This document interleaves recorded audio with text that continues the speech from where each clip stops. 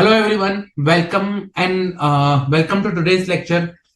Okay, so today what we are going to do, we are going to continue the topic of special features of audit of NBFC and banks. Last time I just discussed the classification of NBFCs. Okay, we discussed the old classification that was based on the business type and the classification based on the deposit type. Then discuss the new classification, which was based on the scale-based group. Okay, scale-based classification. So that was based like upper layer, middle layer, base layer, and top layer, and they were grouped on the basis of the old classification. And we discussed some more detail on the regulations which are there for the NBFC. Okay. Now that is we predominantly discussed in the last lecture. Today, what I'm targeting to cover is number one, prudential norms for the NBFCs, because those are very important, and they based on that, NBFC is required to work upon. NBFC is required to operate. So the prudential norms are very important one, and first thing I'm planning to cover. Second, the registration requirement, Section 45 IA and the relevant details with respect to that. Okay. Third, I'm planning to cover the audit report and the details on the audit report of NBFC.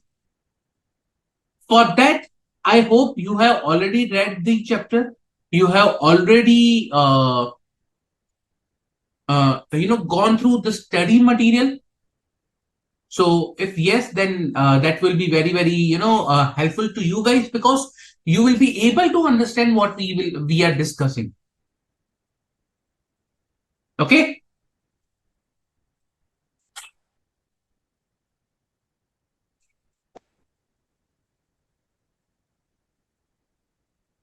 Any doubt as of now with respect to any of the questions or any of the topic that we have discussed in last lecture? Any doubt?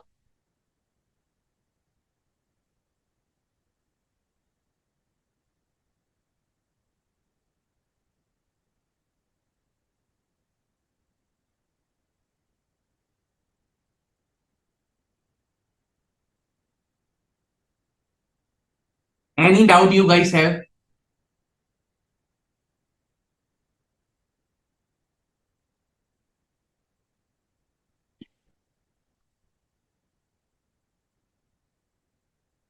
Okay. If no doubt, then let's proceed.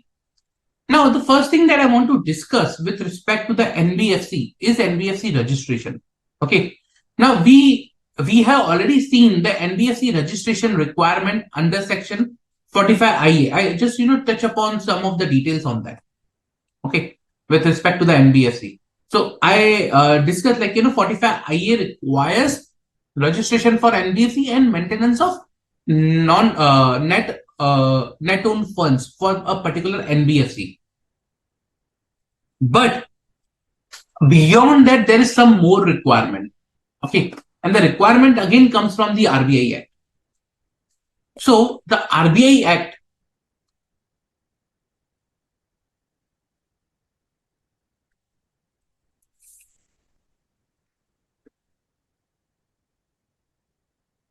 registration and NOF. So first, for registration, I have a section 45 IA. But before that, I want to discuss the definition which is given in 45 1F. Okay. So in section 45 1F, you have 45 IF, you have definition of NBFC.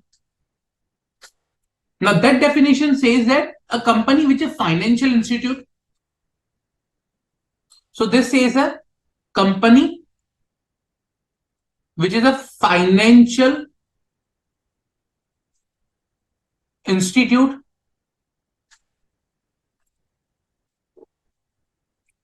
or a non-banking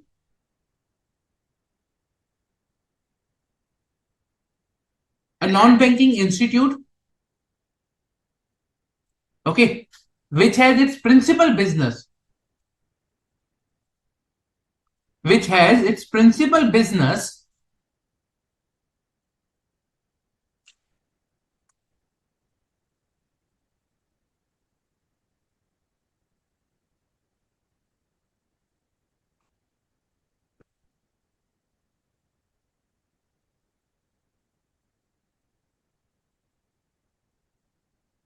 okay, of receiving deposits.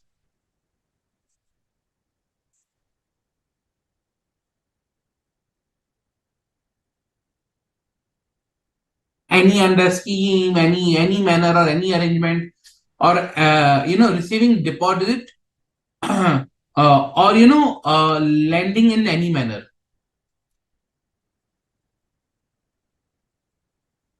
So either they are receiving deposit or either they are lending. It's a non-banking institute. Principal business is that will be a NBFC or such other classes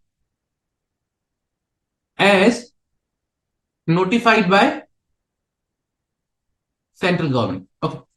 So this is the definition of NBFC which is given under section 45 IA. Now the question comes is about a particular term, that is principal business, because this is nowhere defined. This is nowhere defined.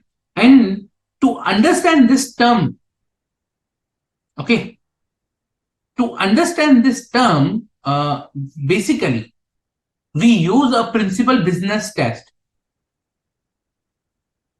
That is 50-50 test. We usually call it a principal business test or a 50-50 test. Okay. Now, what this test does is, sorry. So, what this test has to do with anything is kind of, this test says that if 50% of the gross income, okay, 50% of the gross income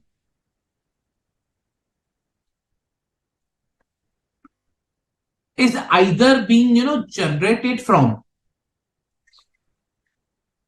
50% of the gross income is generated from financial assets,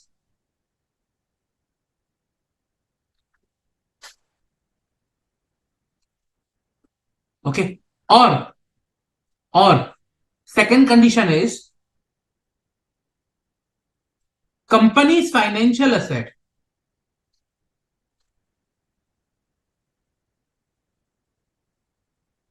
constitute more than 50% of total asset. Now, if any of the condition is getting fulfilled, no, sorry, it's not or, both. And if both of the conditions are getting fulfilled, if both of the conditions are getting fulfilled, in that case, I can say the principal business is of deposit accepting or lending. I can say the principal business is of NBFC. So to define or to understand the principal business, this 50-50 test, 50 plus 50 test is required to be seen for NBFC.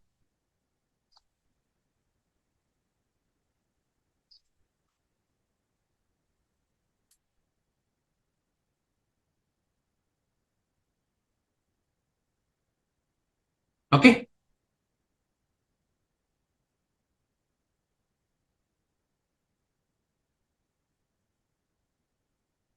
Okay. Sure, Shruti. Uh, there is one doubt which was there in the last lecture, which where I discussed about some amendment, that was made in 2023. That was in November 23. See, guys, this was the very big amendment which came in November 23. That was scale-based regulation. Okay, they got further updated. Okay, now the thing is, Scale-based regulations were there in 2022 also. The classification was there in 2022 also. So from 22 onwards, the scale-based regulation started up, was in force. It was already applicable in November 22. Scale-based regulations were already applicable in November 22. However, in November 23, they got further amended. Okay. So the scale-based regulations are applicable that they were applicable in November 2022. Okay. And along with scale-based regulations, there were two major important regulations, which were NBFC SI regulations or NBFC ND regulations that we discussed in the last lecture. So those are also available, applicable to us for this particular exam. I hope I'm clear. Okay. So that was about the 50-50 test and some clarification on the scale-based regulation. Now, Section 45 IA says that, the requirement for the registration. So what 45 IA says,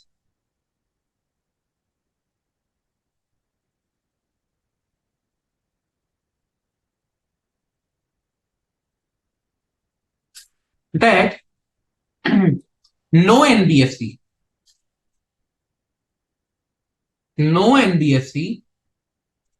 shall commence or carry business, shall commence or, carry business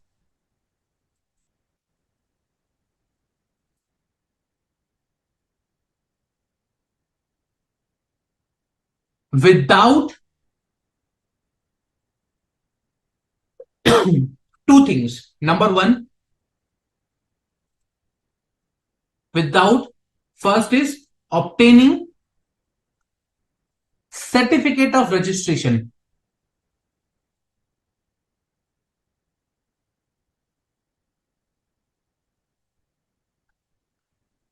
Okay, we call it COR. Second, without having net own funds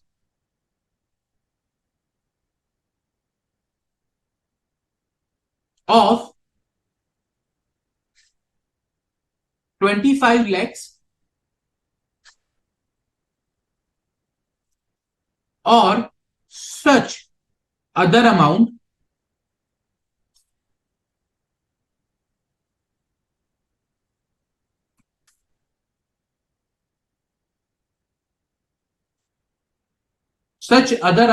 not exceeding rupees 100 crores. Okay. Now, this particular part, this such other amount, okay, plays a very important role. This part, that such other amount, plays a very important role. Reason because this such other amount, RBI has notified different amount of NOFs limit, net on fund limits, basically. So you can say for different NBFCs, different net on funds requirement are issued through directions. So RBI through directions has issued different level of amounts for different categories of NBFCs, and that particular amount is falls under this particular category, such other amount. So let's say, for example, for NBFC which are not accepting deposit or not systematically important. Okay, NBFCs not accepting deposit or non-systematically important, we call it NBFC ND. Okay, for them the net own funds requirement was 2 CR. NBFC ND, we will use this term. I will not use, the full form, that is NBFC, systematically, non-systematically important, non-deposit accepting. In exam also, if possible, use the full term. Don't use the short NBFC, ND or something like that. Unless and until, you somewhere define it in your question itself. Okay. So NBFC, ND has a limit of 2 crores. So that is the minimum limit of 2 CR, okay, that the NBFC ND should have with respect to the net own funds.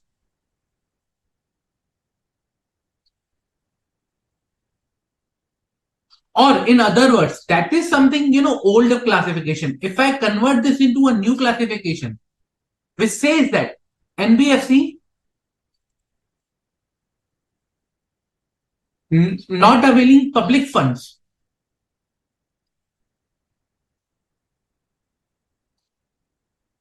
not availing public funds, that is not deposit accepting, and not having customers,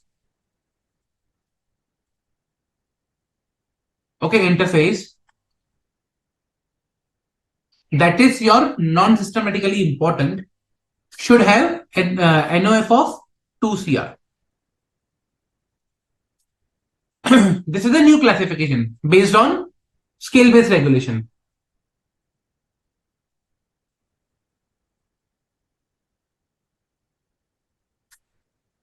Okay. Both prescribe the same NOF level for the NBFC ND, or you can say non-availing public funds, not having customer interface. But for the other categories, okay, there are different, limits have been specified. For example,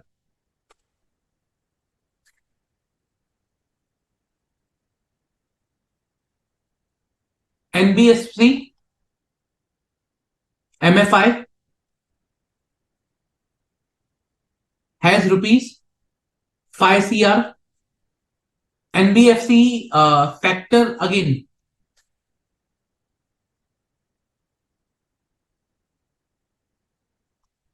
has 5 CR, or this NBFC MFI in Northeast region has 2 CR. So, different and net own funds requirement or levels have been prescribed by the RBI.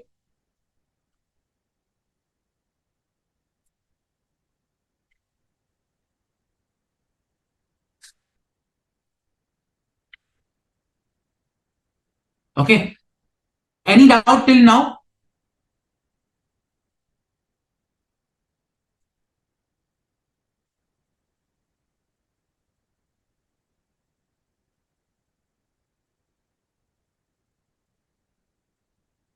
Belamkunda, can you explain your doubt with respect to that date? Like, what is the issue? I can explain further. Any doubt, guys?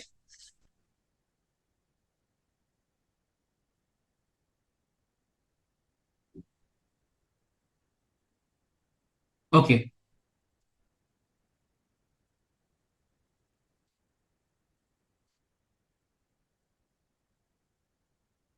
Now, this is the minimum requirement, and without which companies cannot operate. NBFCs cannot, start their business. That is minimum that they need to have. For certain categories, it is 10 CR. RBI has prescribed the guide path to increase the net own funds to 10 CR by March 2027. As of now, it is this one. But by March 2027, RBI will increase the net own funds for by 10 CR. Okay. And whenever an NBFCs want to apply for the certificate of registration, they need to comply with all the requirements which are there in Section 45 IA.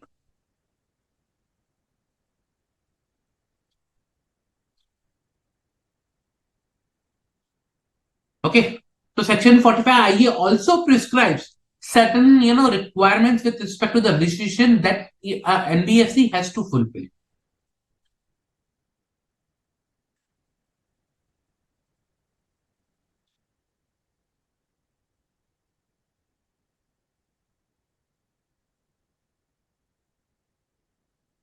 Okay. Now, coming to this was about the registration and net own funds, and we will be seeing this net own funds and everything in detail. Okay. Now, coming to prudential norms second part, that is capital requirement. Once we understood what is the net own fund requirement is there, we need to understand what is the capital requirement for each of the NBFC.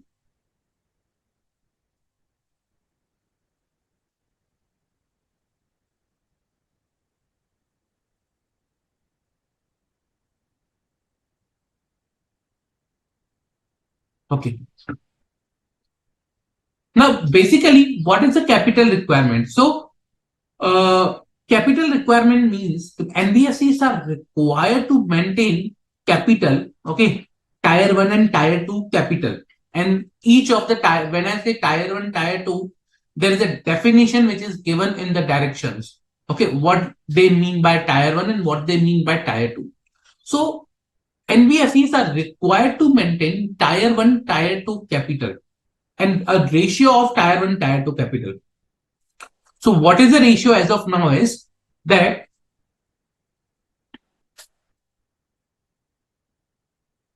this is known as the minimum capital ratio. Minimum capital ratio. Now this ratio, minimum capital ratio, is a ratio kind of, we can call it a leverage ratio, or, in other words, some people call it, various names, but we call it a minimum capital ratio. It consists of tier 1 and tier 2 capital. Okay. Now what this ratio says, okay, this ratio says that that tier 1 and tier 2 capital should be at least 15% of the risk aggregate, 15% of its aggregated risk weighted assets. So it should be 15% of aggregate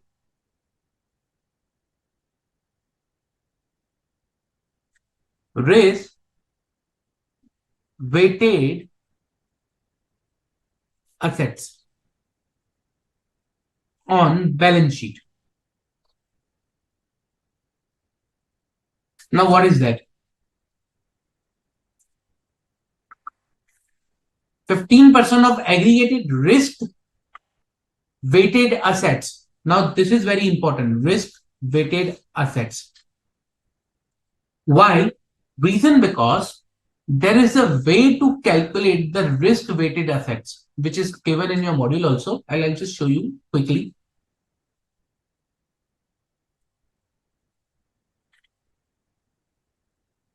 If you see over this table over here, this is a on page number 14.88. This is the table which is given to calculate the risk weighted asset.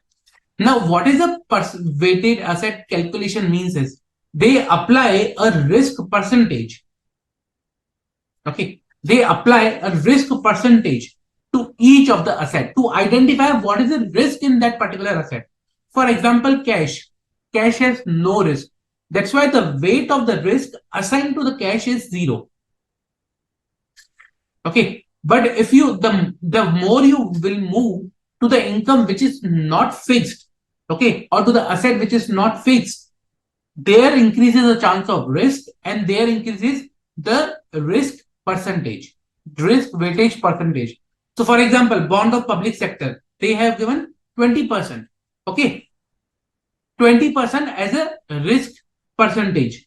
Now, because bond of a public sector bank will not, create that much risk, that's why it's at 20%. But shares of other companies, all asset covering PPP or post-commercial operations. So, according to those, they have given again risk percentage to that particular asset. Current asset, again, stock on hire, intercorporate loans and deposits, my other secured loans and advance. So a risk percentage is given. So let's say, for example, I have a loans and advance, intercorporate loans and advance of rupees 100 CR. So the 100 CR will be multiplied by 100% and it will give me 100 CR. Now this particular amount after multiplication is known as a risk weighted asset.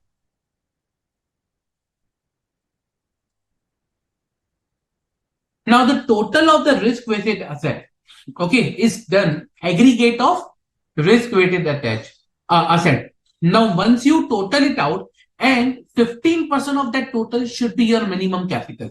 That is the 15% of aggregated risk weighted asset on your balance sheet. On balance sheet, the ratio says.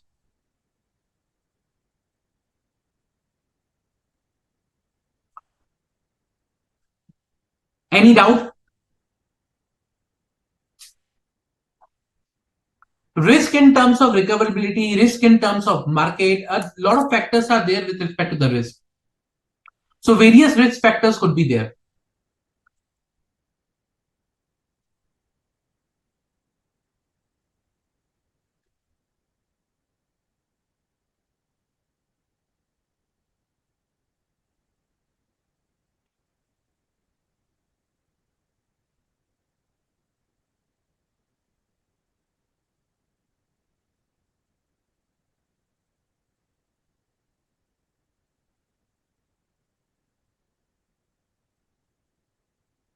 Any doubt?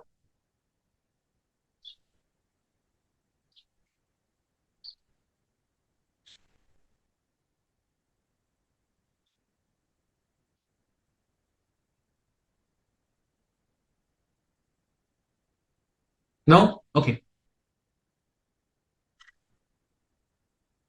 Now, so that was risk weighted, leverage ratio, risk weighted asset basis calculation of minimum capital ratio. Okay. Now these in total are known as sometimes leverage ratio also. Okay. So you might be seeing somewhere the term leverage ratio. But having said that, the leverage ratio usually is measured with respect to different formula. Leverage is outside liability to your net own funds, but sometimes they are used interchangeably. So to avoid your confusion, always refer when it comes to the tier 1, tier 2 capital, it's a minimum capital ratio. When it comes to the something like 7 times, 8 times, leverage ratio should be 7 times or 8 times. It is usually they are talking about outside liability. Okay, outside liability divided by own funds. So leverage ratio usually goes like outside liability divided by own funds. That is measured in time, and that should be not more than 7.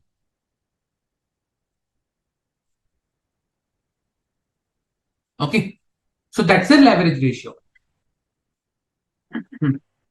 This is applicable to all NBFCs except for MFI ML. So not applicable to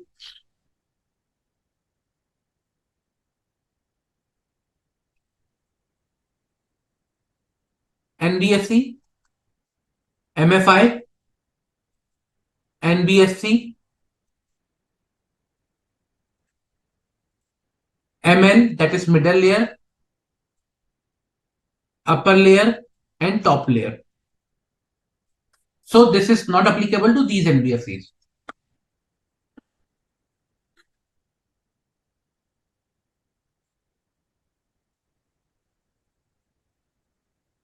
Clear? Any doubt?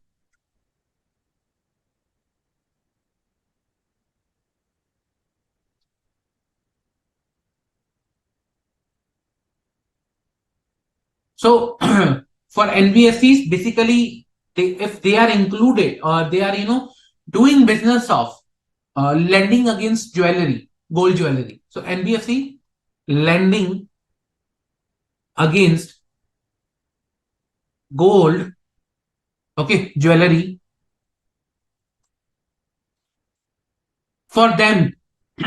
Okay, tier 1 capital.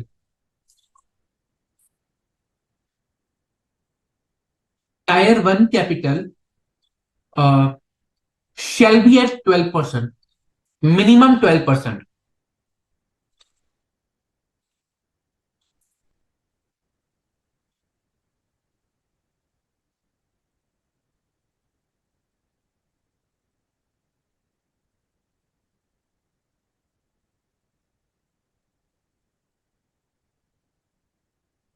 So we discussed about minimum capital ratio that should be 15%, which includes tier 1, tier 2 both. Okay. Now, but when I talk about lending against gold jewelry, only tier 1 should be 12%. So the limit for the tier 1 is 12%, and minimum capital ratio is already applicable to them. That tier 1, tier 2 should be 15%.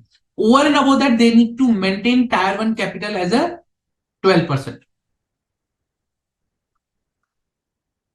Clear? Any doubt?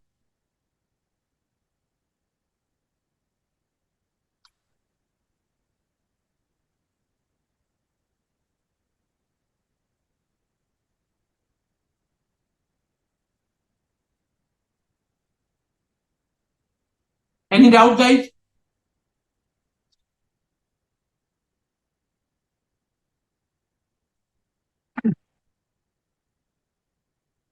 Okay, so there is one doubt. What is the purpose of calculating minimum capital ratio? See, minimum capital ratio ensures that bank has sufficient capital to meet whatever loans, whatever liabilities they have. So kind of a security that the bank should have. Okay, now another question is, what if the leverage ratio is more than 7? If your leverage ratio is more than 7, okay, then the NBFCs cannot, means they are not complying with the directions. That will be a non-compliance. Number two, if leverage ratio is more than 7, means it is, a kind of a company which has huge liabilities, but not that much net own funds or own funds. So company has exposed himself or herself to the risk. Let's say tomorrow those liability materialize, suddenly those liabilities materialize because this is an NBFC, it can happen. Then from where the company will arrange the fund, the NBFC will arrange the fund. It will be a very big problem for the NBFC. That's why it should not be more than 7.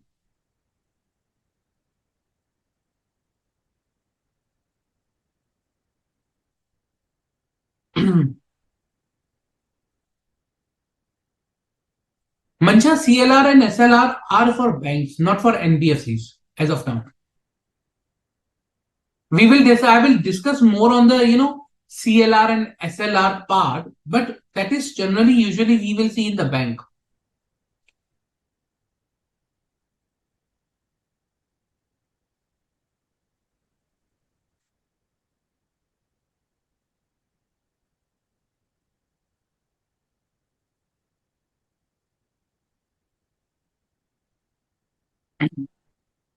Any further doubt, guys?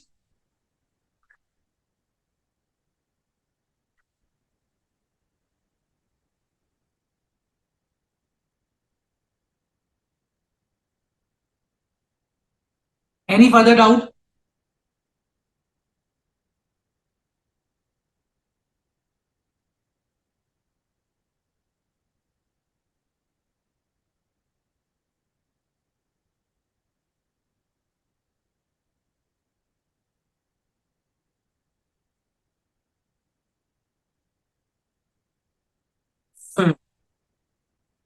Suraj, can you explain your question a bit, like what you want to understand in risk further? That I told you that risk is something with respect to the recoverability, with respect to the, how much variable a asset can be. Let's say, for example, today I have, a set of rupees 100.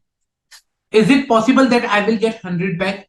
Or how much risk is there with respect to recoverability? I may get 80, I may get 60. What is the, risk attached to that particular asset?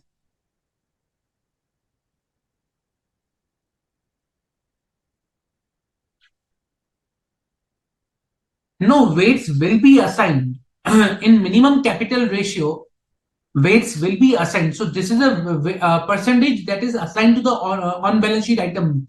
So these are all our asset, current asset, fixed asset, other assets.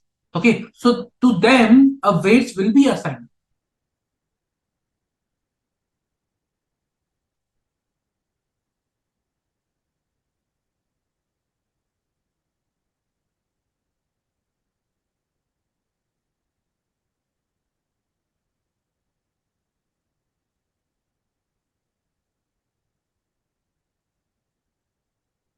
Asset reconstruction can be one type of NBFC.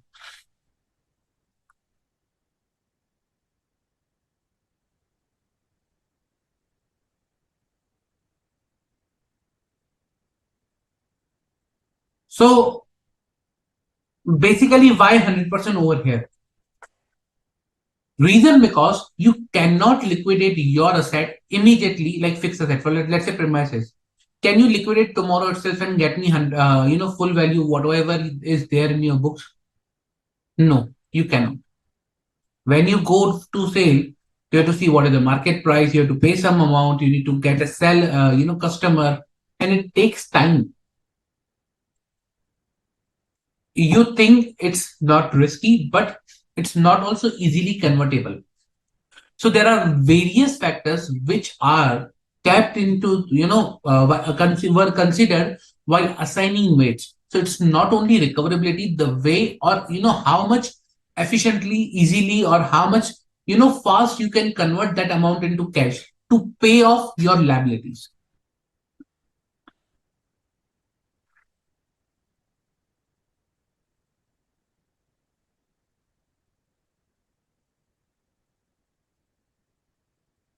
Leverage ratio is not based on asset, is it based on the liability by owned funds. So there is no question of asset in the leverage ratio.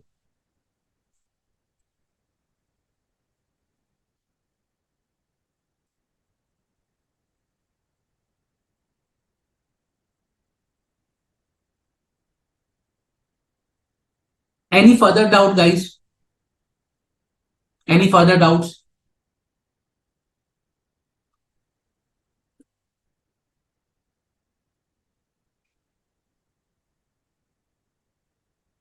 Okay. Now, income recognition part of prudential norms. Basically, income recognition part of the prudential norm governs how a NBFC is required to record its income. Okay. So it talks about the way of recording the income and when it should not be recorded.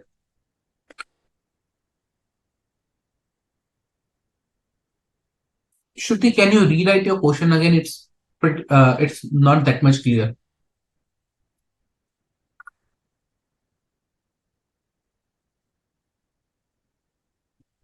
Okay. So income recognition norms, which are part of prudential norms,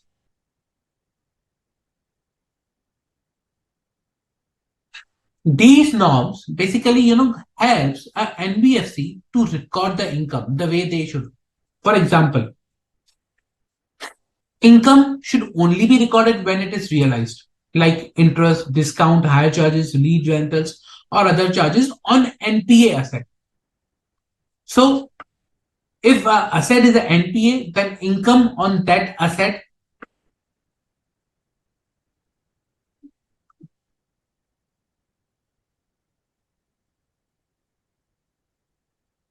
income including interest, discount, higher charges, all these things are, all these type of incomes on NPA shall only be recorded when it is realized. Now, for that, we need to understand what is NPA.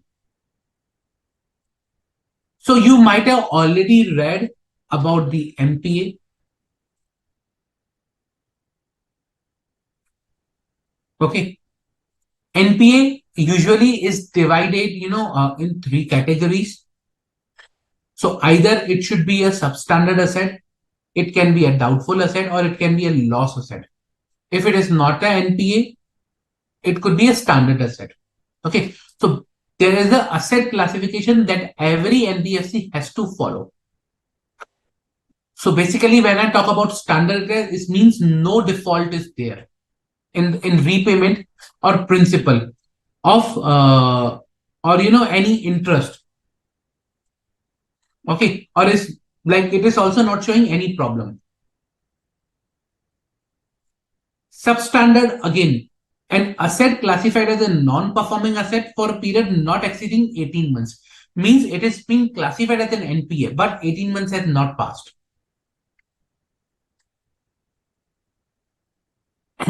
Now this 18 months is 12 months for NBFC, systematically important non-deposit accepting NBFCs. So if an NBFC is NDSI or D, so that 12 months will become 18 months will become 12 months. I will explain with you with a table.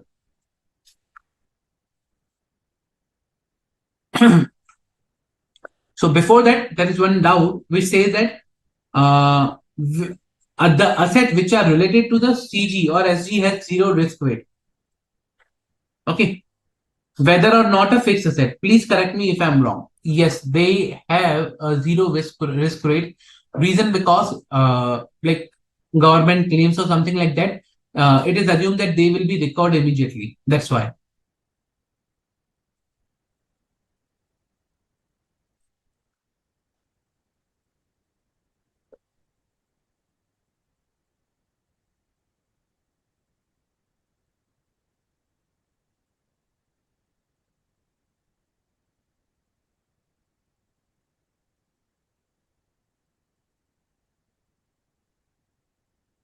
Okay.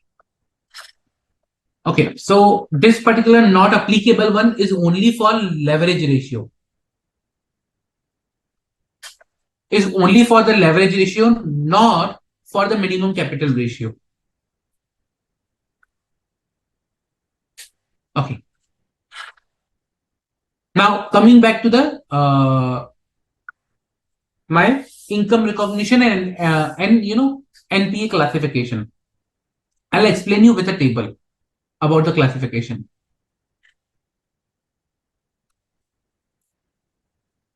Okay. Now I will divide the classification based on if it is an NBFC, NDSI or NBFCD, and if it is NBFC ND. Okay.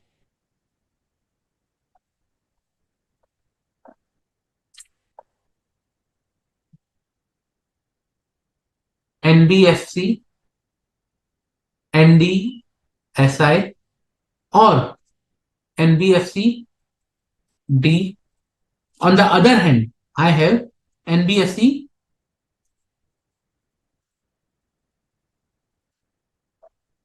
ND, non-deposit accepting. Now, this is the asset classification that I'm talking about now. So first, substandard. If a asset is already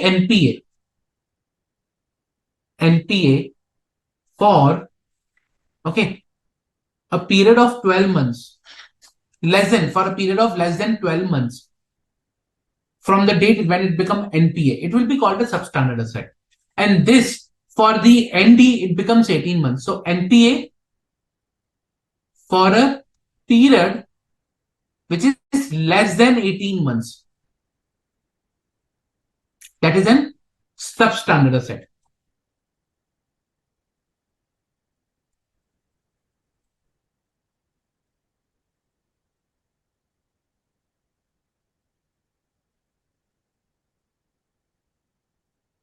Second, then comes is a doubtful asset. If a particular asset is NPA for a period of more than 12 months, it becomes my doubtful asset.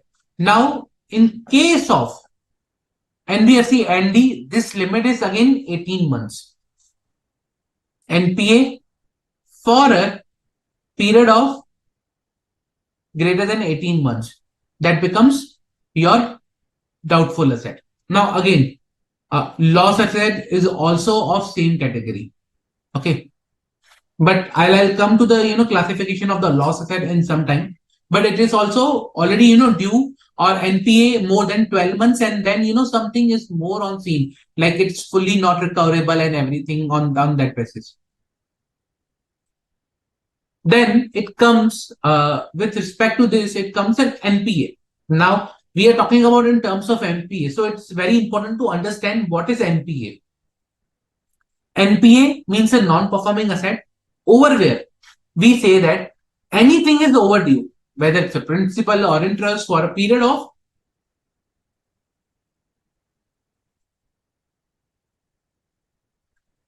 more than 3 months or 90 days. Okay. In case of a NBFC ND, it becomes overdue for period of 6 months. Or in case of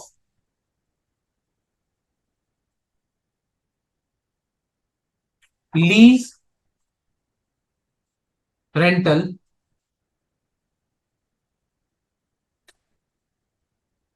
hire purchase, it is overdue for 12 months. Overdue for 12 months. So in case of lease rental or hire purchase, it becomes overdue for 12 months. Now this is only applicable in case of ND, not in NDSI or NBFCD. Okay. It's only applicable in case of NBFC ND. So lease rental, hire purchase will come in NBFC D, not anywhere else. Clear?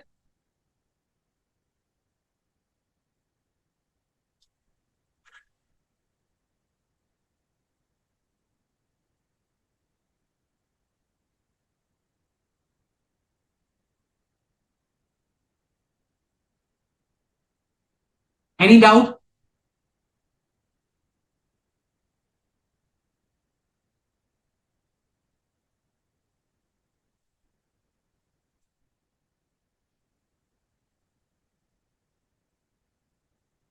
Okay.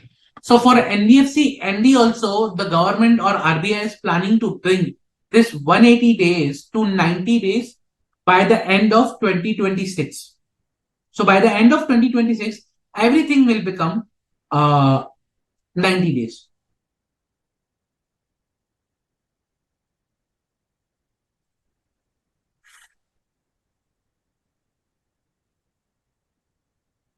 Clear? Any doubt till now with respect to the classification?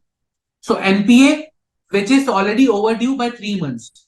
And when I call it substandard, that is an NPA but less than 12 months. And when I call it a doubtful asset, NPA for more than 12 months.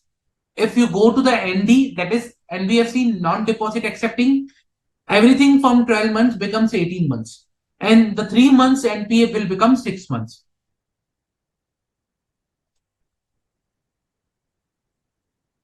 I hope it is clear now with respect to the asset classification.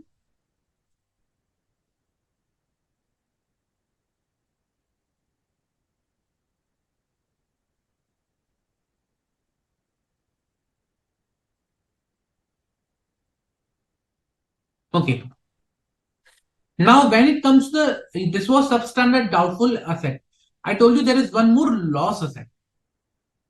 Loss asset has a specific category in identification.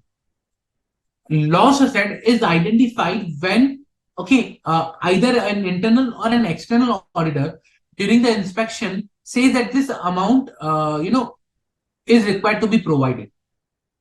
because there is a threat to the recoverability. So, first of all, external or internal auditor during its inspection identifies some asset which is a loss asset and which is not written off by the NBFC. Okay, and that is something, the asset which has a potential threat of the non-recoverability due to either erosion in the value of the security or non-availability of the security or due to any fraudulent act or omission on the part of the borrower. If that is the scenario, then that asset can be classified as a non-loss asset.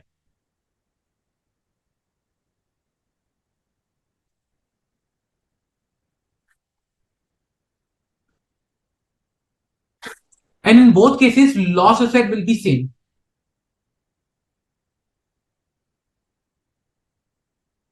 Okay, that is first of all internal slash external auditors. They identify that there is a potential threat to recoverability. Okay, with respect to either non-availability or erosion of security or fraud. So what could any reason can be there. So if that is the scenario, then that asset can be classified as a loss asset.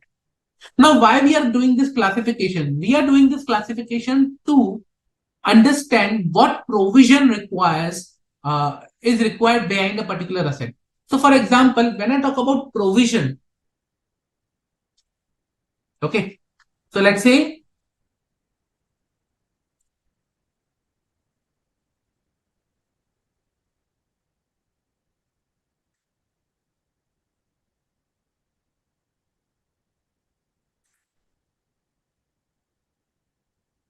it's a bit like just a minute.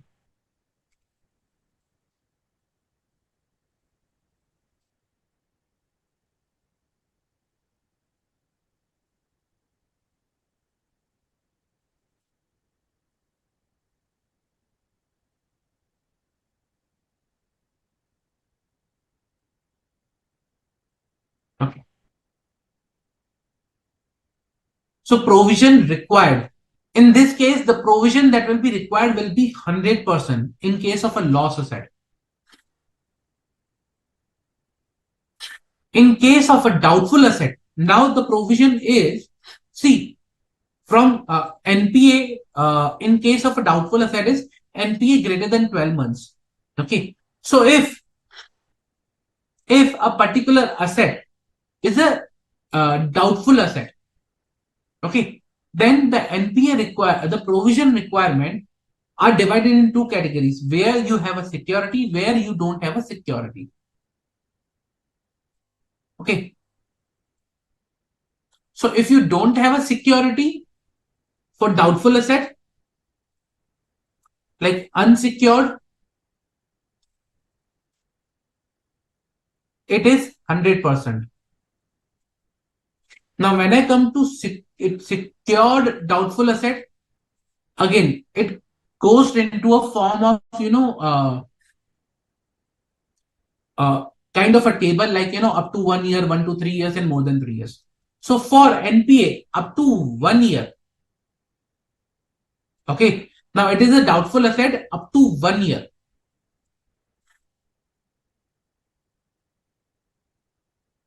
The provisioning requirement goes to the 20%. 1 to 3 year, it's a doubtful by 1 to 3 years. The provision requirement goes to 30%. And if it is more than 3 years, the provision requirement goes to 50%.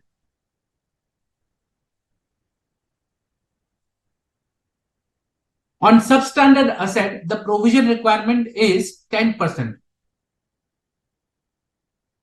10% of total outstanding.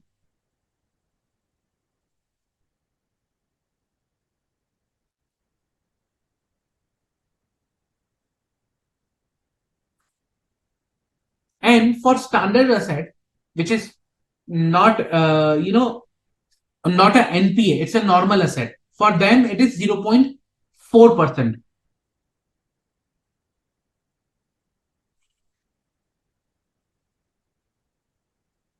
Okay, so this is the provisioning requirement.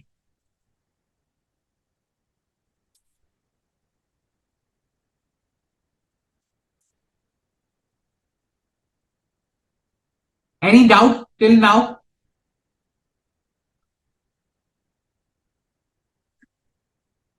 Any doubt?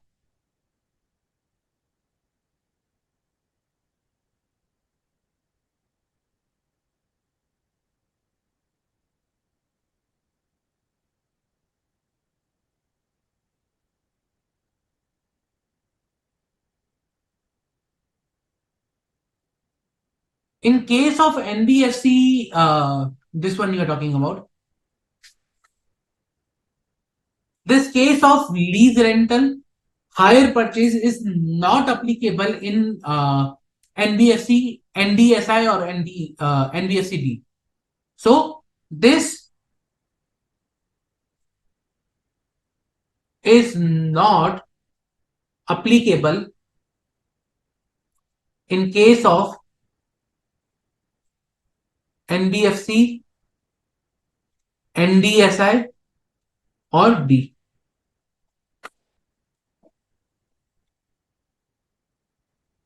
Any further doubt, guys? Any further doubt? Any further doubt?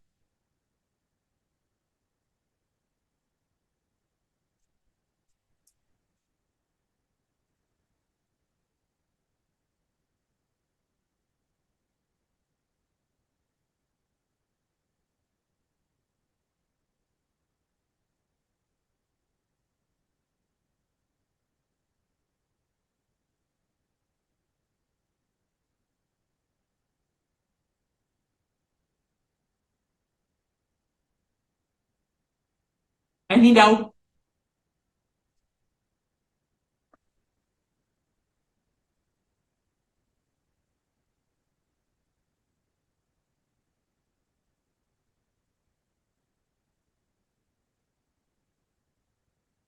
Okay. If those are sorry.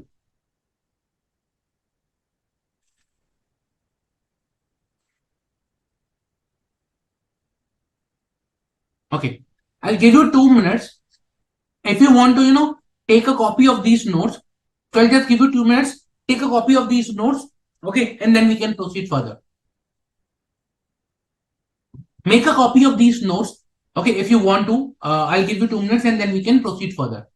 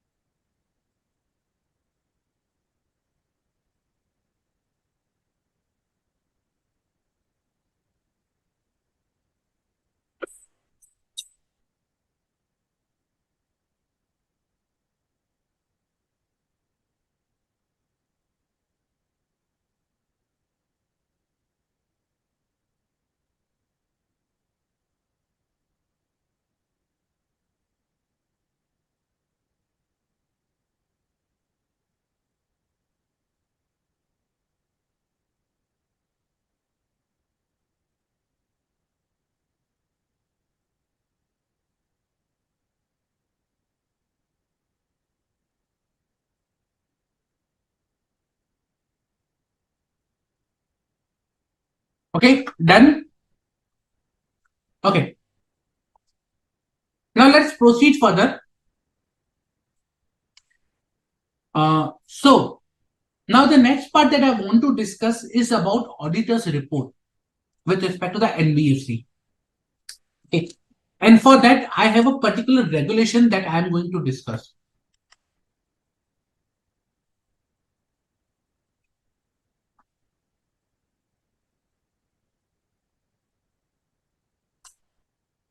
Very important regulation, that is uh, NBFC Companies Auditor Report Reserve Bank Directions 2016. NBFC or non-banking financial companies auditors report Reserve Bank Directions 2016. Okay. Now these directions basically are issued by RBI, okay, which each and every NBFC has to comply. Sorry, auditor of the every NBFC has to comply. So this is applicable to the auditor of the NBFC. Okay. Now, in addition to the report under section 143 of the Companies Act, okay, this is in addition to the report under section 143. This report will be in addition to report issued under section 143 of Companies Act. Okay. On accounts of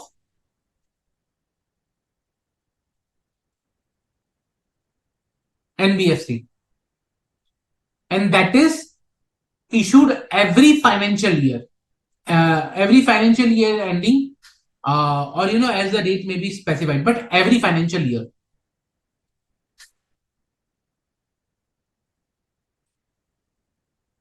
So this is an annual report. Okay. So under this report, RBI has specified some, you can say some items or some points that the auditor has to report on. Okay. So this particular report that auditor has to prepare is divided basically in two parts. Number one, the specific requirements applicable to a specific NBFC means there could be a specific requirement to a particular kind of NBFC. For example, NBFC ND or SIND or D. Okay. Other than that, there is a general requirement which is applicable to all NBFCs. Okay. And that is enumerated in para 3 and para 4 of this report. Okay, para 3 and para 4 of this particular report. So let's first talk about para 3. Para 3 is a material to be included in auditor's report to the board of directors. Now, this particular report will be issued to the board of directors. Okay, this report will be issued to the board of directors. So para 3 talks about some specific items, and again it has a classification 3A. 3A is in case of all NBFCs.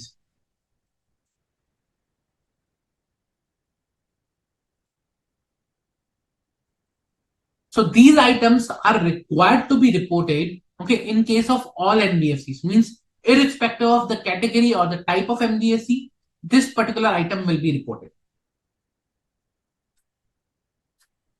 Okay.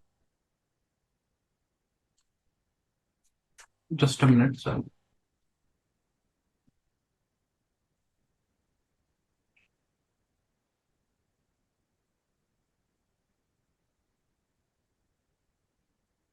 And let me open the document itself so that I can show you rather than writing it here. Just a minute.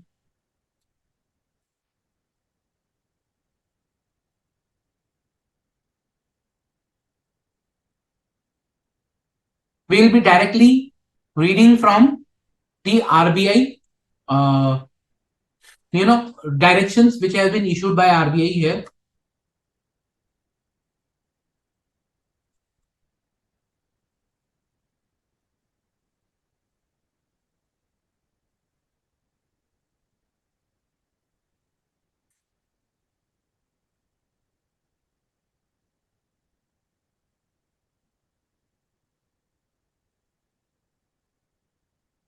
Okay.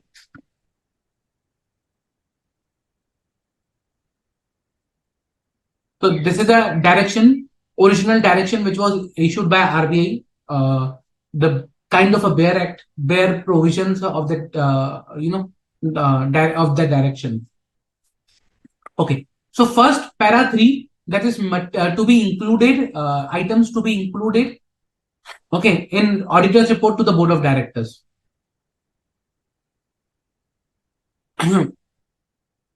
Now, the first category, A category, is applicable to all NBFCs.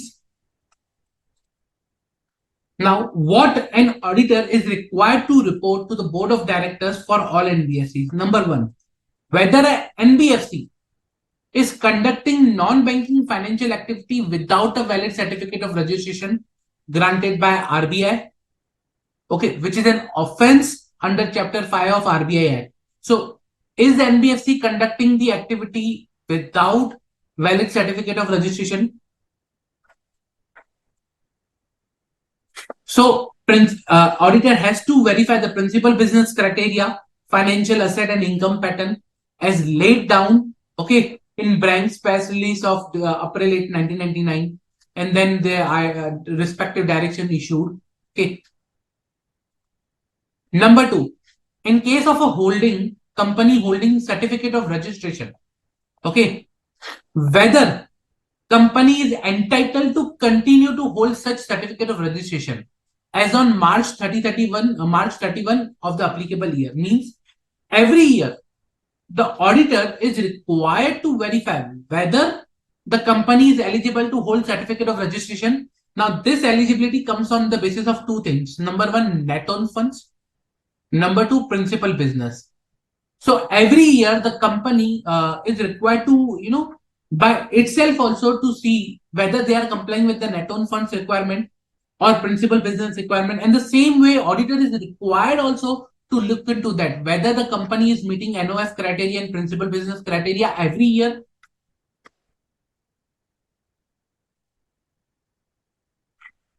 Then whether the NBFC is meeting the required NOF criteria laid in either in master direction, that is NBFC SI direction, or NBFC D direction. That is master direction, NBFC non-systematically important, non-deposit taking company reserve bank directions, or master directions NBFC systematically important, non-deposit taking and company and deposit taking company reserve bank directions.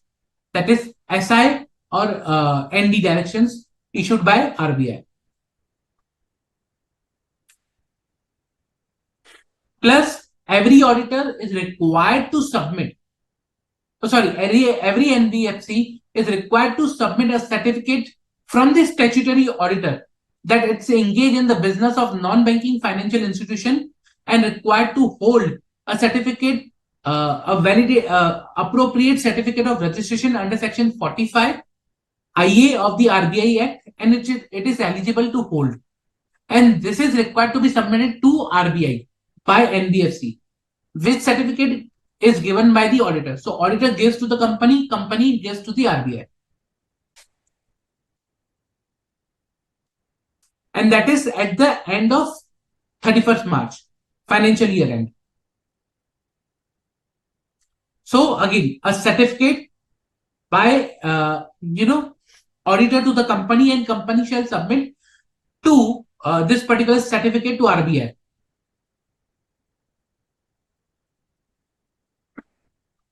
Clear? Any doubt?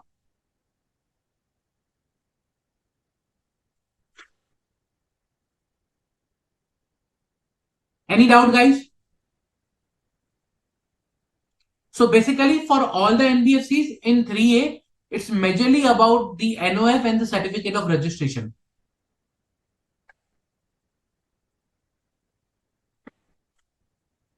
Any doubt, guys?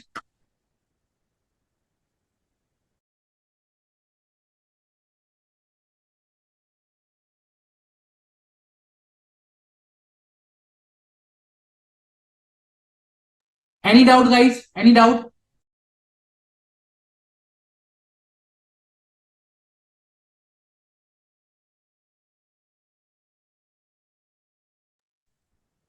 Okay, let's proceed further then.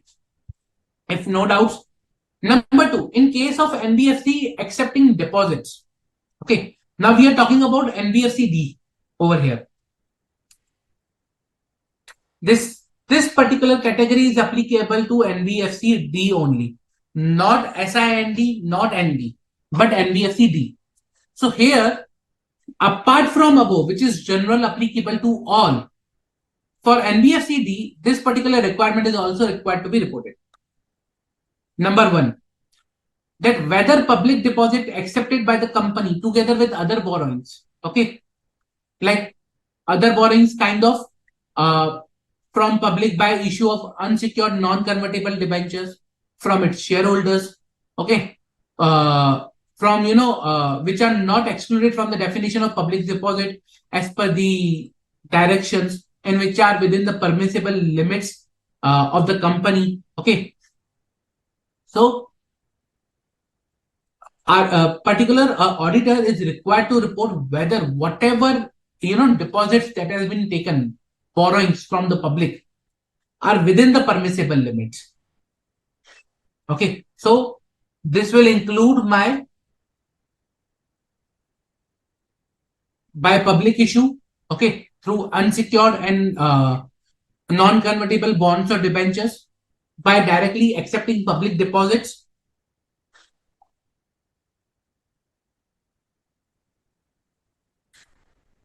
from a public issue, from its shareholders, okay, and which are not excluded from the definition of public deposit. So in any other form, kind of, okay. So these borrowings plus public deposits together are within permissible limits. So in NBFC SID regulation, basically there are limits defined for various categories of NBFCs, based on the capital they own, that the maximum limit of the public deposit they can accept.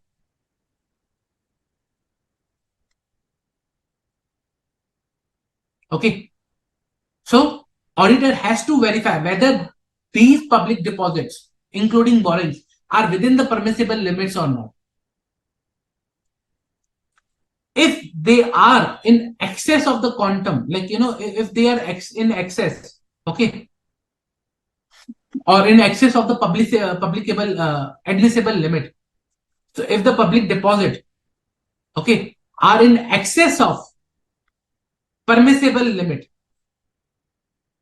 in that case, whether they were regularized in the manner provided in the direction, or regularized means whether they were reduced and brought back to that limit which is acceptable in a manner provided in a direction.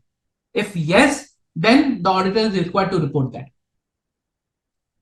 So when public deposits are in excess of the permissible limit, admissible limit, then regularization has been done or not is required to be reported here. So there is one doubt. Can the auditor submit this report directly to the RBI? Answer is no. This report is submitted to the board of directors, and then the board of directors go and submit this report to the RBI or any other stakeholder wherever it is required. But auditor cannot directly submit to the RBI. However, there are certain scenarios where the auditor can directly submit to the RBI, and we'll come to that particular part, but there are specific cases only. Okay, very specific case. And I'll explain that also.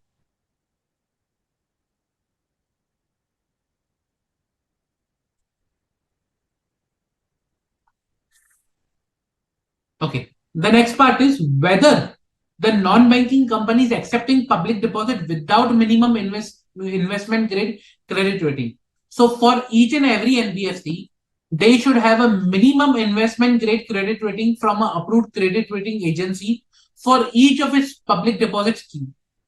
If a public deposit scheme does not have that much credit rating, that is the investment grade, then it's an issue. And auditor has to report that whether a NBFC is accepting public deposit without minimum investment grade credit rating from a approved credit rating agency. Okay, so this is a requirement with respect to the public deposit. So each public deposit scheme should have an investment grade credit rating. Okay, again, so it's an investment grade credit rating from approved credit rating agency, and that should be there, minimum that should be there for each and every public deposit. Then whether capital adequacy ratio as disclosed in the return submitted by the banks. Okay, we'll also see various returns that are submitted by a bank. So the capital adequacy ratio specified in that return, okay, as and calculated as per the direction issued by the RBI, whether that has been correctly calculated or correctly determined. So that is something is required to be reported by auditor. Capital adequacy ratio is correct or not, which is reported by bank in their returns. So auditor has to obtain the returns submitted by bank. They have to go to the calculation which is prescribed or which is enclosed in that particular return, and that calculation then the auditor has to check with the directions which has been issued by the RBI with respect to that calculation, and if they are correctly determined or not, or whether they are in compliance with the minimum CRAR ratio or not, as per the direction issued by the RBI.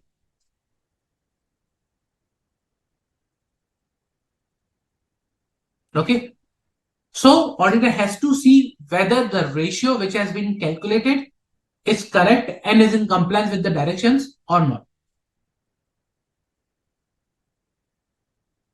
So there is another doubt where is there any chance of manipulation by management with respect to the audit report? Answer is no. There is no chance. Manipulation cannot be happen because it's a signed and stamped report. So there is no chance of manipulation with respect to the report. Any further doubts? Any further doubts?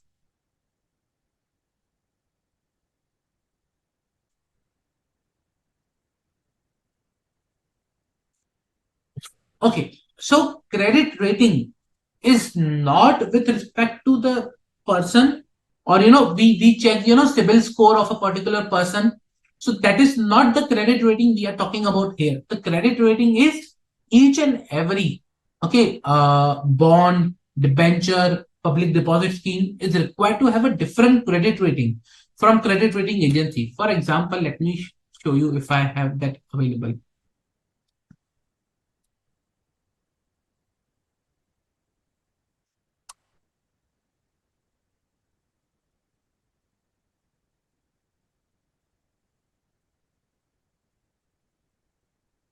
Just let me show you.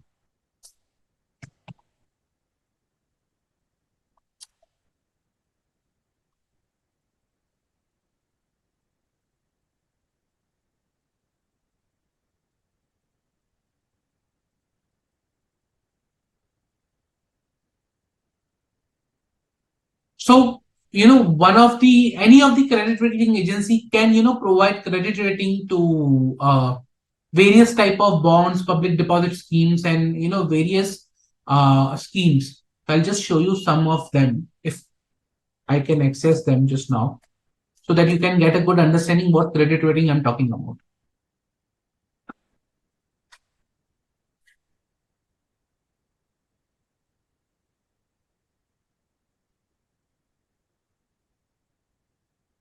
Again, this is for your understanding. There is uh, nothing much that I am discussing here, because just for your understanding, I'm bringing this credit rating before you guys.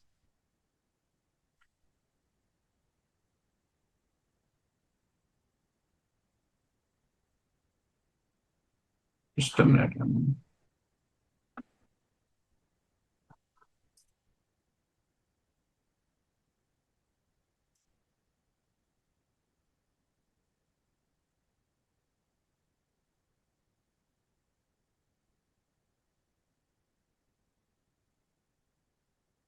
Just a minute.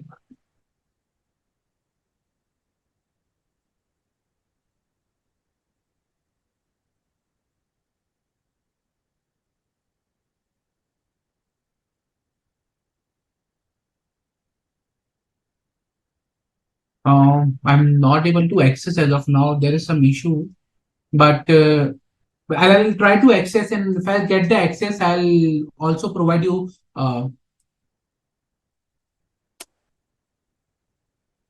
I'm just trying to get particular access.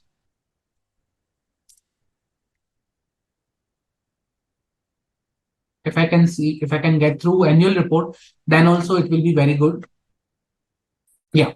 Okay. I have that. Just let me share bring that on your screen. Again, I'm not promoting any particular scheme. I'm not promoting any particular, company over here. So just for your information. So each and every NBFC, if they are coming up with a deposit accepting, public deposit accepting, they are required to get a rating.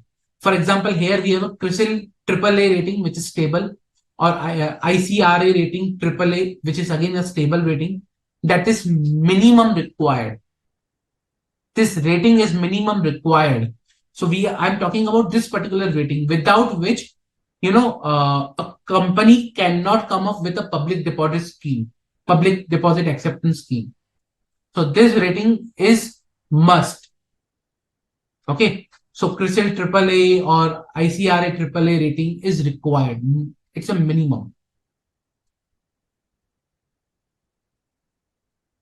Okay.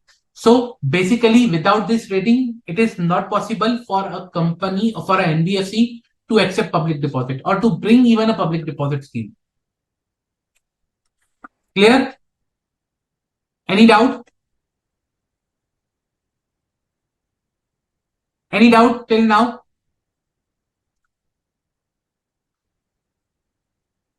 No? If no further doubts, I propose let's take a quick 10-minute break. After the break, we'll gather back and continue the session. Okay? Let's take a quick 10-minute break.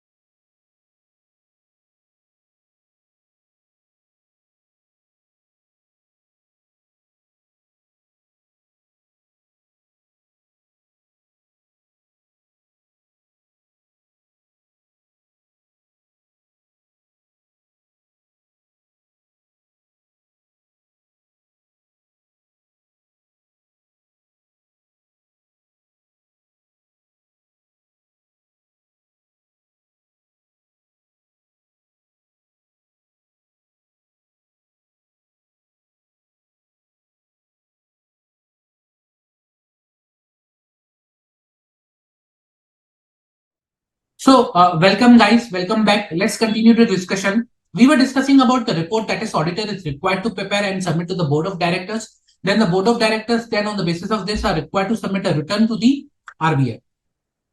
There is one query that in point number 4, the capital adequacy ratio has been submitted to the bank.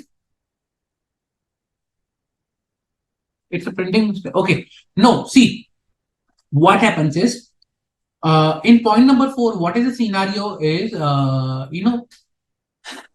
capital adequacy ratio as disclosed in the return submitted to the bank in terms of, what do you say, NBFC. So what happens is, where when I refer here the bank is not the NBFC, bank is the RBI. If I use the term company means NBFC. So here the bank is Reserve Bank. Okay. But when I use the term company means NBFC. So for example, if I show you over here, accepted by company. So if you see this term company over here, the term company refers to the NBFC over here. So whenever it's a term company, it is the NBFC. Wherever the term is bank, it is the RBI.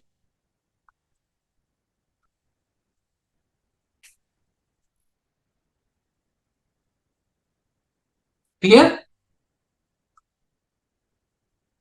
So the term bank is a river bank or the term company is the NBFC. Okay. So capital adequacy ratio as disclosed in the return submitted to the RBI by the company, okay, has been correctly determined in, and whether it is in the compliance with the minimum CRAR ratios. If yes, then the auditor is required to report that. Okay. Next part is, in respect of a non-banking financial company referred in clause 3 above, whether a credit rating for each of the fixed deposit scheme that has been assigned by one of the credit rating agencies, okay, is in force, means whether that is still applicable. Number 2, the aggregate amount of the deposit outstanding at any point during the year has exceeded the limit specified by the credit rating agency.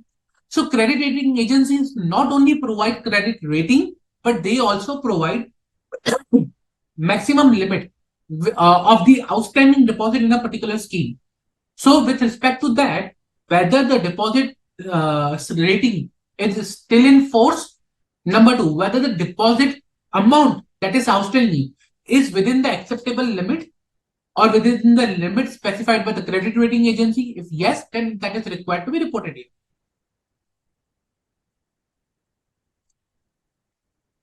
Credit rating of fixed deposit schemes, whether it is in force. Number 2, aggregate amount of deposit within at any point in during the time has exceeded the limit specified by the credit rating agency. Then whether the company has violated any restrictions on acceptance of public deposit as provided in the NBFC acceptance of public deposit Reserve Bank directions 2016. So these are the specific directions applicable for, okay, acceptance of public deposit. So these are the specific directions applicable for the acceptance of public deposit, whether they have violated any of the restrictions on acceptance of public deposit. If yes, then that is required to be reported over here.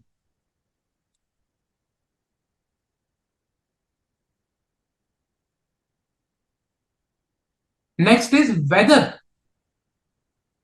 the company has defaulted in paying to its depositors the interest or principal amount of the deposit after such interest or principal become due, means default by the NBFC. Company has defaulted. So they are talking about default by the NBFC. Is there any default by NBFC? Is yes, then that is required to be reported here. Whether the company has complied with the prudential norms on income recognition, accounting standards, asset classification, provisioning for the bad and doubtful debts, and concentration of credit investment as specified in the direction. See, income recognition, we have seen somewhat like, no NP income on NPA should be recorded. Okay, accounting standards, you already know. Asset classification, we saw the asset classification standard, substandard, doubtful, loss, provisioning. Then we saw the provisioning on that. So whether the company has complied with the prudential norms. If yes, then okay. If no, then the details are required to be provided what they have not complied with.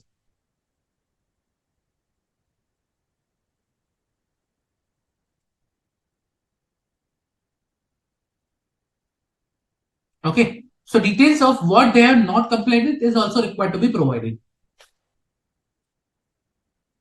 Then whether the company has complied with the liquid asset requirement as prescribed in the by the bank as powers under 45 IB of the RBI Act, and where the details of the designated bank in which the approved securities are held is communicated to the office concerned in bank concerned of the bank in terms of this particular direction, that is non-banking financial company return Reserve Bank directions.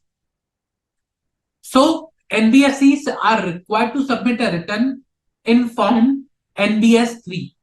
So a form NBS 3 is a return that where NBS is required to submit the details of the liquid asset that the NBFC is having, okay, or approved securities the NBFC is having, okay. So that details are required to be provided in form NBS 3. Then whether the company has furnished the return of deposits as specified in form NBS 1, okay, to the RBI. So details of deposit under form NBS 1, return of deposit basically, to RBI, and again that is as per the directions issued by the RBI.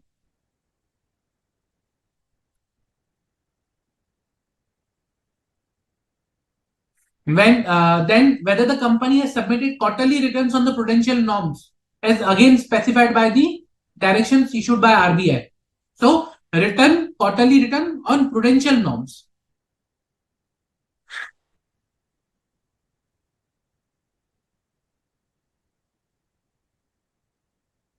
Okay. So quarterly return on prudential norms by RBI to RBI by company. In case of opening of new branches to collect deposit or closure of existing branches, in case of appointment of agent, whether the company has submitted the details to the RBI or not, and whether they have complied with the requirement specified in the directions issued by RBI. So all these things are with related to the acceptance of public deposit. Now, this one is with respect to C, para 3, part C, with respect to NBFCs not accepting public deposit. Okay, specifically to the NBFC, ND, or NBFC, NDSI, non-deposit taking, systematically important. Sorry. Both are not accepting deposits, but one is not non-systematically important, another is a systematically important, which both will fall under this particular category. In addition to the above A, which is applicable to all the NBFCs, whether board of directors has passed resolution for non-acceptance of any public deposit. So company has to pass a resolution for non-acceptance of public deposit. Okay. Then the board of directors, whether they have passed the resolution or not. Second, whether the company has accepted any public deposit during relevant period. So they are not accepting public deposit. If they are accepted any, then it's an issue. Okay. So whether the company has accepted public deposit or not.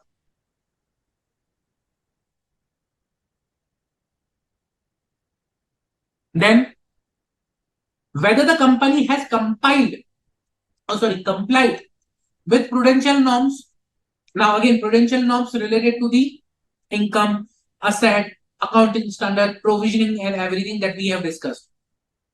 So whether the company has complied with the prudential norms.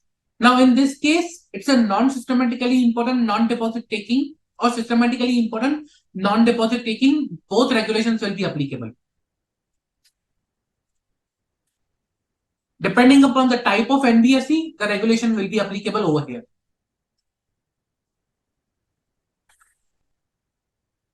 So then in case of systematically important non-deposit taking NBFCs, that is NBFC and DSI, okay, whether the capital adequacy ratio as disclosed in the return submitted to the bank in form NBS 7 has been correctly arrived, and whether such ratio is in compliance with minimum CRAR as prescribed by the bank.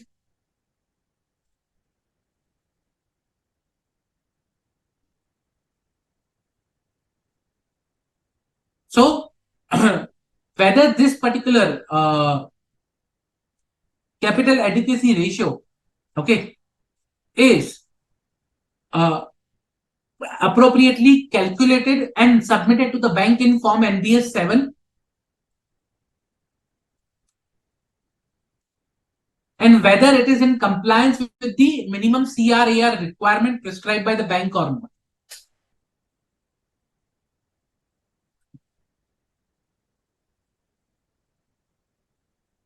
Okay, so basically CRAR norms which has been prescribed by the bank, for each of the NBFC, so they differ from NBFC to NBFC. Okay, so these norms are required to be followed by the banks, and capital adequacy ratio is also required to be calculated on basis of this.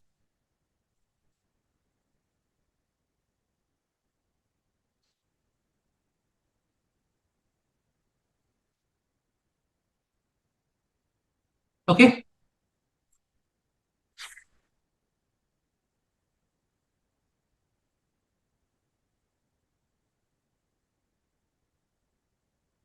Then whether the company has furnished to the bank the annual statement of capital funds, risk asset exposure, and risk ratio in form NBS 7 within the time stipulated. So kind of a submission of return by the NBFC to bank with respect to the capital funds, the risk asset exposure, risk asset in form NBS 7. Then we have whether a NBFC has been correctly classified by as NBFC MFI or not. If, let's say, for example, the classification is required to be done by the bank also or by the NBFC and NBFC also, so the auditor needs to verify whether the NBFC has appropriately classified itself as an NBFC MFI or not. Because by just changing the type of NBFC, the requirement which are applicable to the NBFC changes, and that's why classification is a very important part of the NBFC.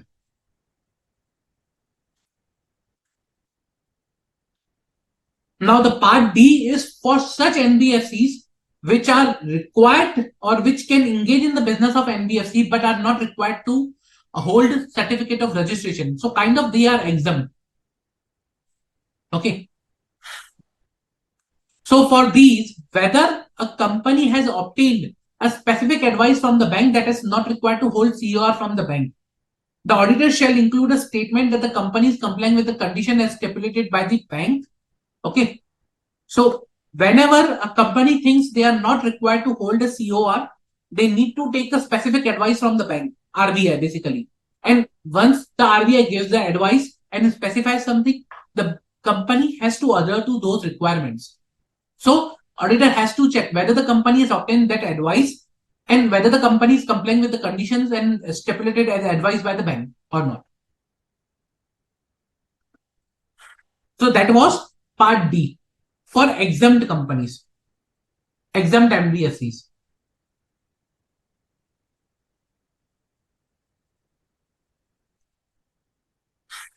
Now the next part is para 4, which talks about reason to be stated for unfavorable or qualified statement. If there is any unfavorable or qualified statement to any of the para 3 item, then they have to provide the reason with the fact that why that was an unfavorable statement, and with details, the reason behind the unfavorable or the qualified statement. That is the requirement of para 4.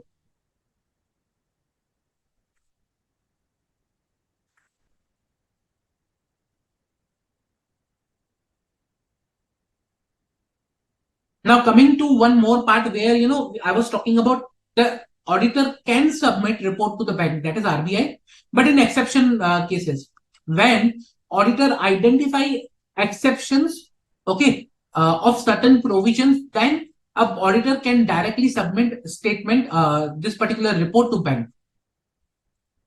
So where, okay, an unfavorable or a qualified opinion has been issued by the auditor of the company with respect to the provisions of Chapter 3B of RBI Act, NBFC acceptance of public deposit directions, NBFC NBFC NDSI or NBFC ND regulation or directions.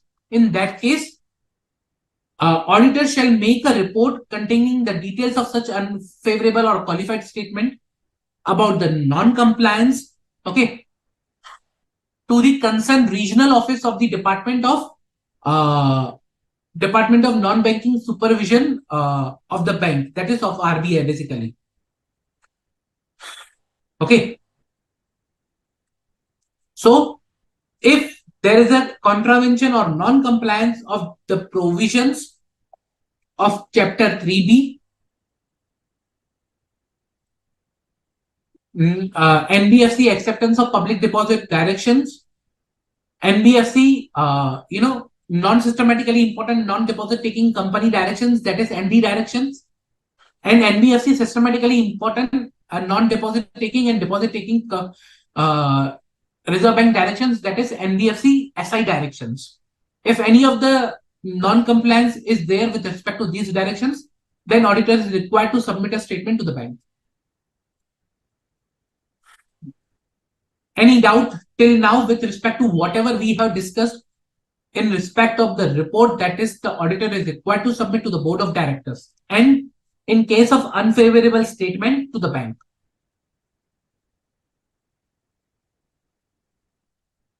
Any doubt, any questions?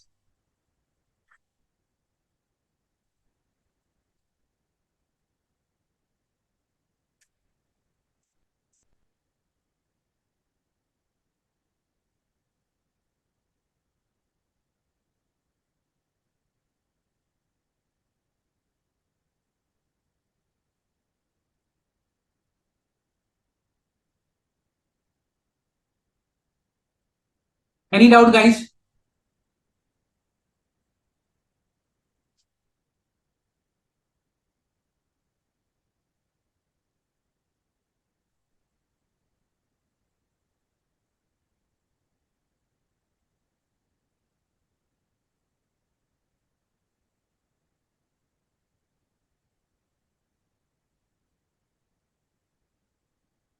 No doubts?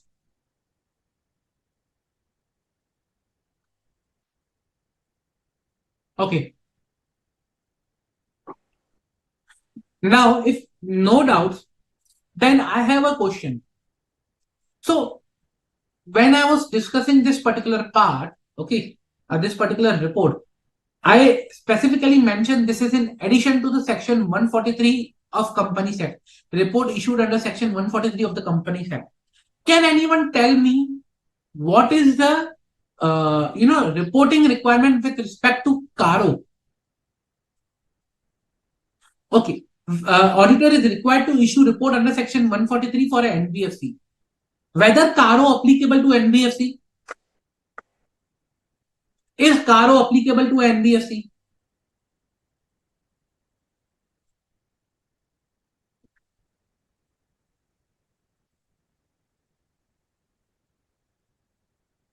Come on, guys. Is CARO applicable to the NBFC?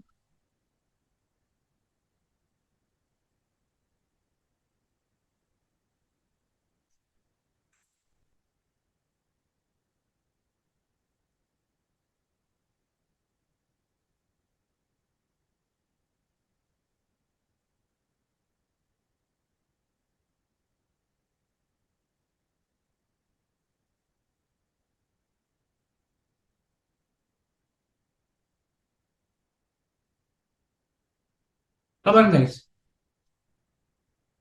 If yes, is it applicable in entire form, or is it applicable or some part is applicable to of CARO? What is the scenario? Whether full CARO is applicable or some part of the CARO is applicable.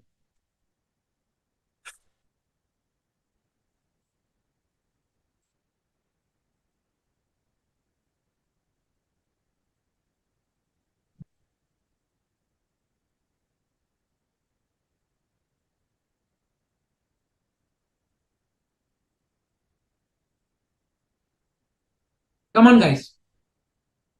Whether full CARO is applicable or some part of the CARO is applicable.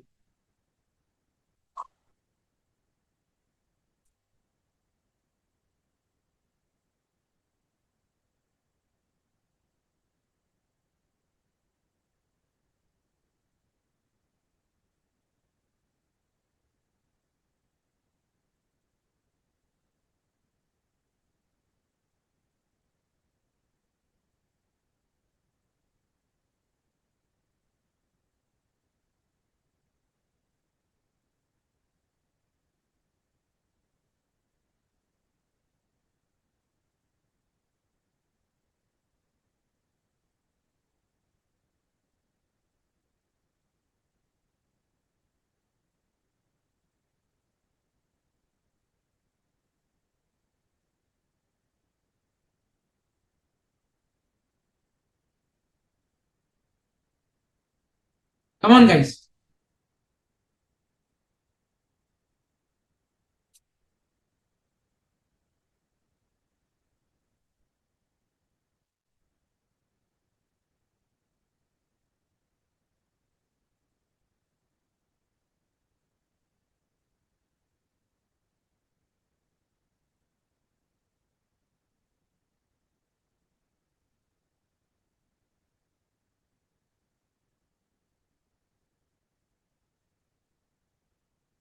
Okay. So some are saying some part is applicable, some are saying full applicable. Okay. Now the answer to this particular question, okay, whether it is fully applicable or it is partly applicable, I'll show you with an example. A live example, a live audit report, okay, of a particular company, NBFC basically, particular NBFC. So we will see that report of NBFC and then we will discuss further. Let me open that report.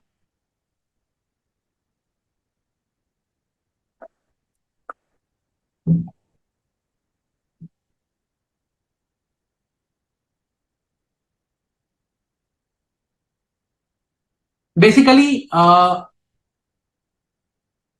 we will be having annual report of 2023 only. We will not be having annual report of 2024 because that is yet to come as of now. Okay. So I will be discussing based on the annual report ended 31st March 2023. However, there will not be any major changes because of the change in year. Okay. All the requirements which were there earlier are as of now same only. A few small changes are there, but other than that, everything is same. Okay. So not some big or major changes that we are expecting over here.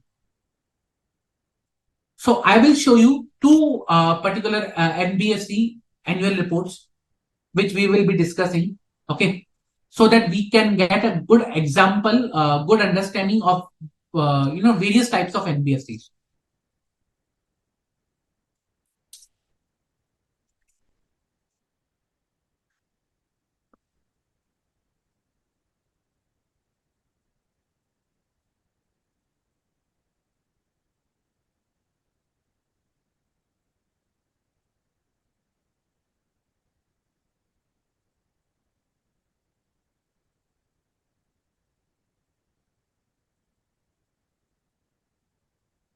Just a minute. Let me open that particular annual report.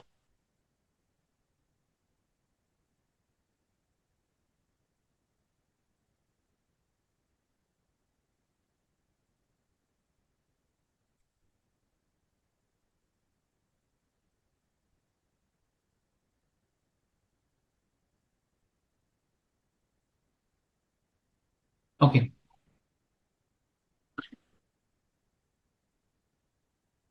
So we will be discussing two important annual reports. Now, again, I'm not promoting any company. I'm not, specifically choosing a company, but we have a good example in front of us. That's why I'm picking up this particular company. Okay. So I have one particular, NBFC and another is a housing finance company.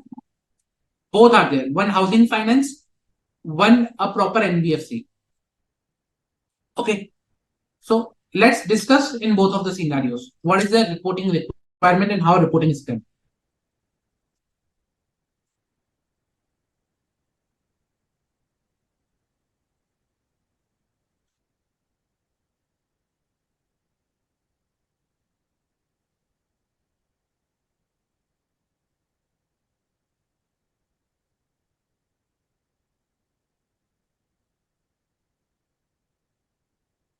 I'll go to the standalone financial statement audit report. That is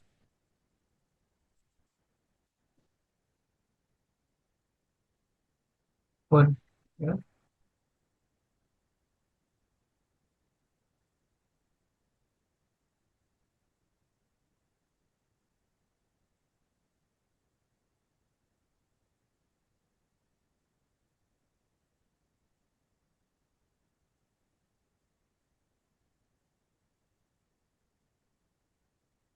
I'll also show you some of the returns that are submitted by the NBFC to the bank and the details of some of their details, which is available here in this particular uh, report.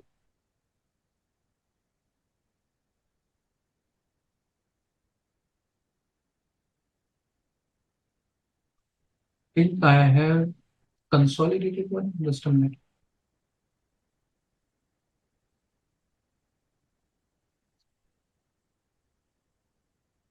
Okay.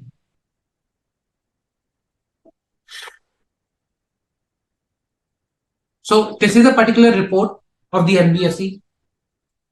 Now, if you see, as I told you, this report is in addition. So whatever we saw, that was in addition to Section 143 report. So the way we issue Section 143 report for a company, that will be same.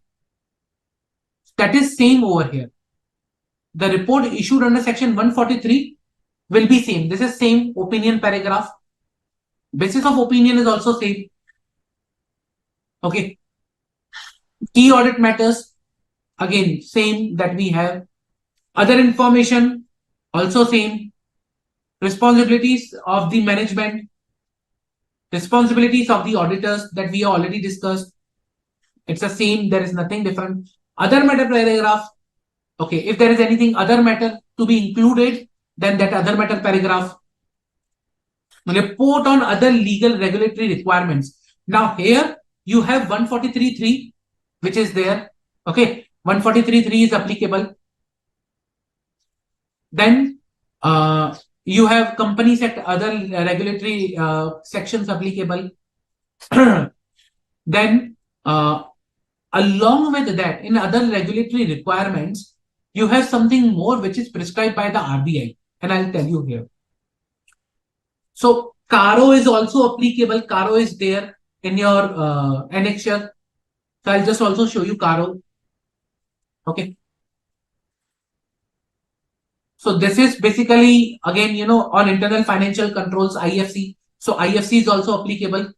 IFC report, the way it is applicable to a company. Now, as this is a consolidated financial statement, only para 321 of CARO is applicable over here. Because of the CFS, okay, para 321 is prescribed over here. Para 321 is enclosed over here. Okay. if I show you just a minute.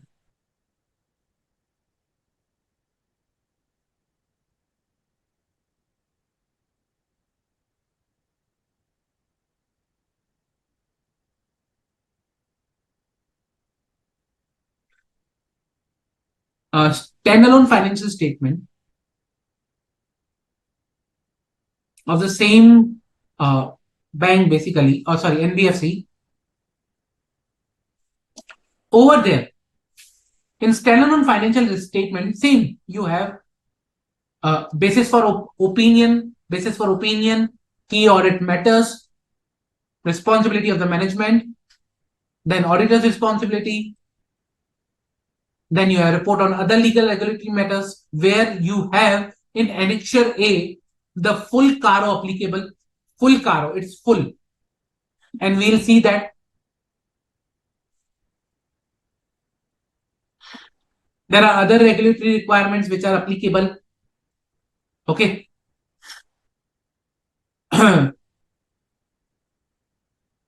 So those are also specified over here. Then we'll see the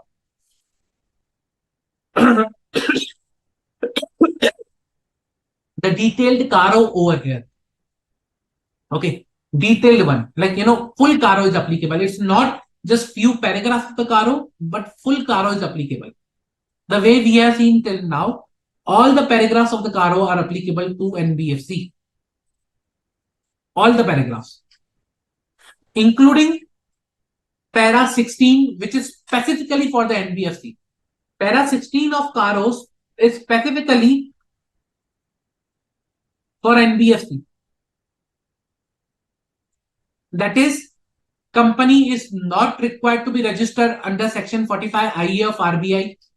Company has not conducted any non-banking financial or housing financial activities without obtaining valid certificate of registration. Company is an unregistered core investment company. This is a CIC. Unregistered CIC. Company is not required to obtain registration with RBI and fulfills the criteria of CIC. According to the explanation and given to us, in accordance with the CIC directions, there are 17 companies forming part of the promoter group of the company, which are CICs. Further, as informed by these CICs are unregistered as per para 9 of the notification of 2020 of Reserve Bank. So this particular company is a CIC, which is not required to be registered with the RBI, because CIC are core investment companies, kind of a holding company for an NBFC. They do not conduct any activity, financial activity, but they are NBFC because their 50% or more financial income is coming from financial asset.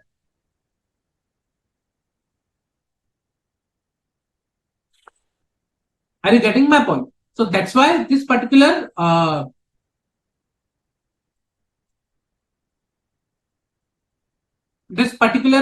company or this particular NBFC is not required to get themselves registered.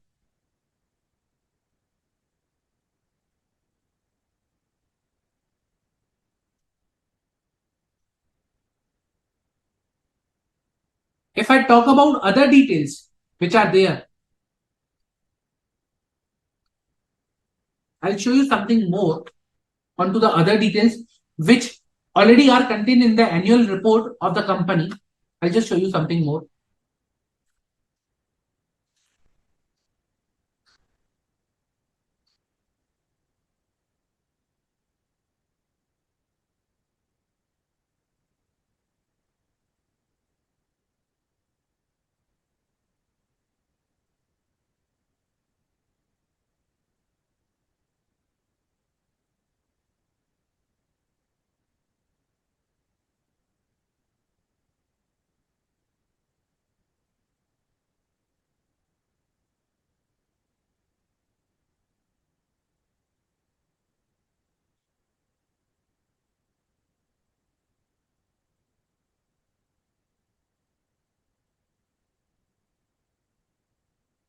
I'll show you one report that is being already submitted, and details which are already provided in the annual report. And so on the similar lines with respect to what we were discussing in the returns, and we were discussing in additional statement that is required to be submitted by the auditor.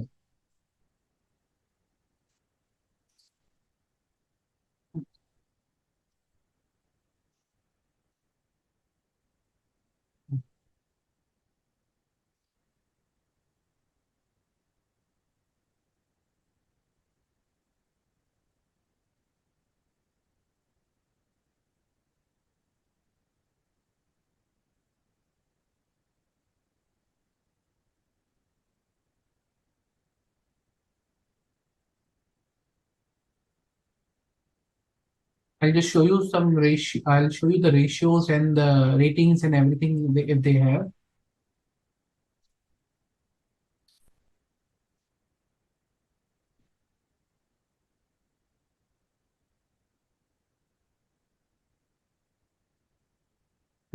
Just a minute. Might not be there because of a CIC.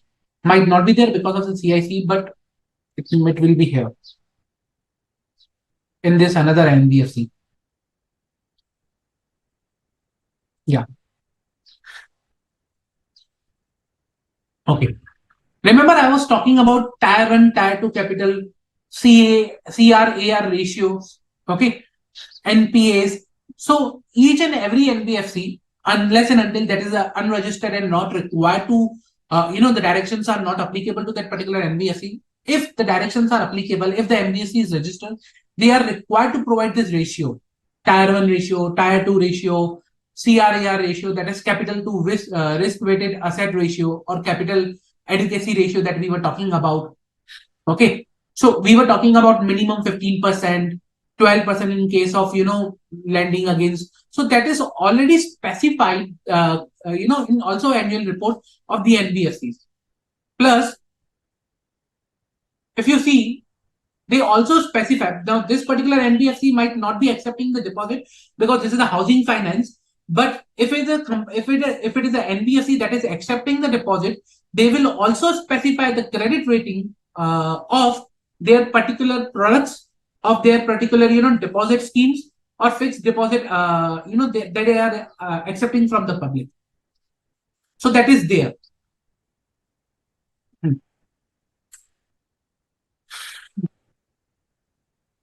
Otherwise, here this is a housing finance company. So basically, here they might not be accepting the public deposits, and that's why it will not be applicable over here.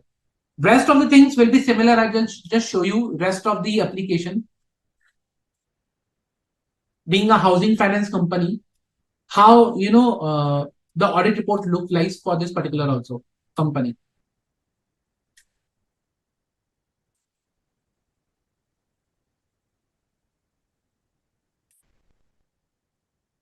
Yeah. Now this is an independent auditor's report. Okay. Again, it will be same for this NBFC also. Opinion, basis for opinion, key audit matters. Then we have other information other than the financial statement and auditor's report, responsibilities of the management. Then you have responsibilities of the audit of the auditor's responsibility. Then you have a report on other legal matters where you have a CARO fully applicable. Okay, you have 143.3. Okay, then if you go to CARO, everything will be same.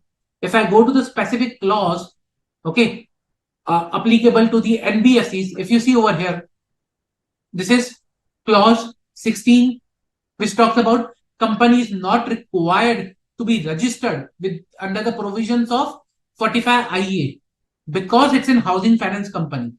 So according to the information explanation given to us, we report that the company is registered with a valid certificate of registration issued by National Housing Bank and company has conducted housing financing activities. Company is not a CIC. Okay. So this is specifically applicable to the NBFCs. Now this is a housing finance company. As I discussed, housing finance companies are also exempt and they are governed by the National Housing Bank, not the RBI. And they are required to get themselves registered with the National Housing Bank, not the RBI. So accordingly, that is specified in this CARO over here.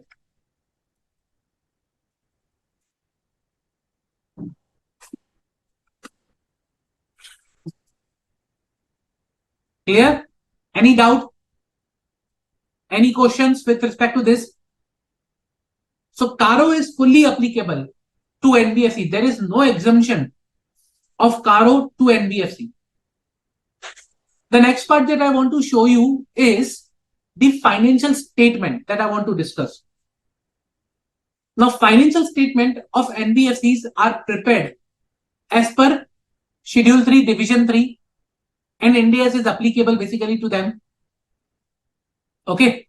So financial statements are prepared as per the Schedule 3, Division 3, And if I talk about Schedule 3, Division 3 format, it starts with first financial asset, okay, and that is listed in the order of, liquidity. The more liquid asset are on the top, the less liquid asset are on the bottom category of the asset side. So you have cash and cash equivalent, bank balances, derivative financial instrument, receivables on the top, and whereas you have other intangibles, other non-financial asset, plant, property, and equipment on the bottom side.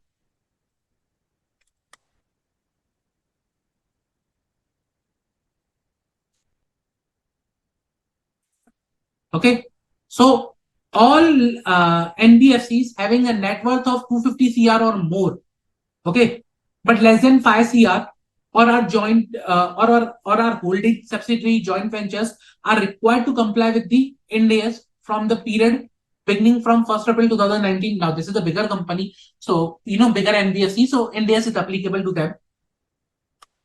Okay. Same way in the liability, you have first the financial liabilities part, then you have the second non-financial liability, and then in the last you have the equity. This is how the format of Schedule 3 is. Okay.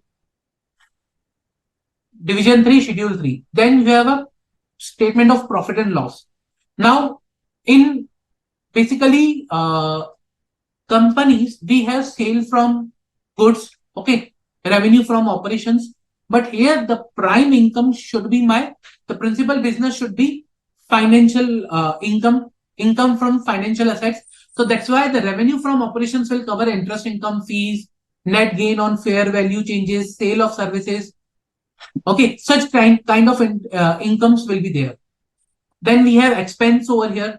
Now here we won't be having inventory or something, COGS. So we will be having finance cost, fees, commissions, and that kind of expenses.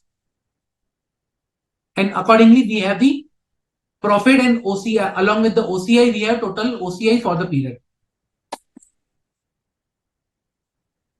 Same, you have a statement of changes in equity applicable to NBFCs also. You have a statement of cash flow the way you have for the normal companies. There is no change in that. However, along with this, there are some additional, information that NBFC is required to disclose. I'll just show you that additional information, which is as per the RBI, not as per the Division 3, okay, of Schedule 3, but that will be the specific requirement by the RBI.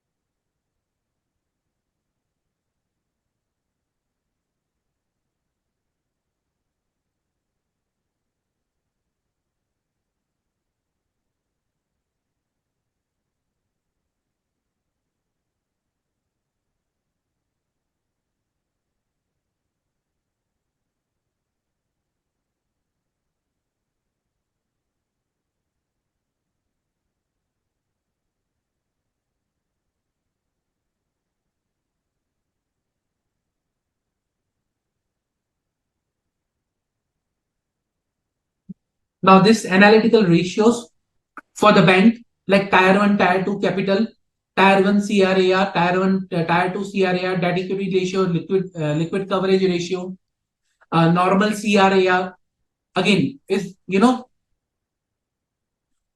required to be provided by the is required to be provided by the NBFC. Then you have a fair value hierarchy details that you are required to provide. Okay. Then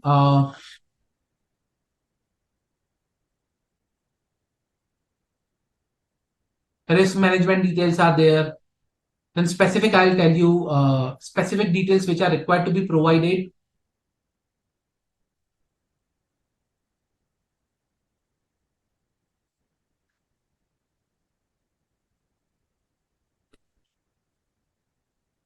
You have a utilization of borrowed fund. If you have any borrowed fund, then the utilization of same.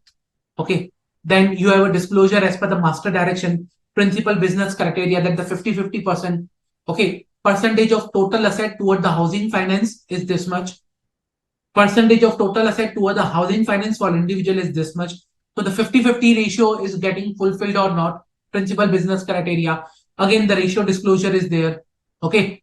Then you have reserve fund disclosure requirement basically under some regulations of RBI. Then you have investment disclosure in a particular format.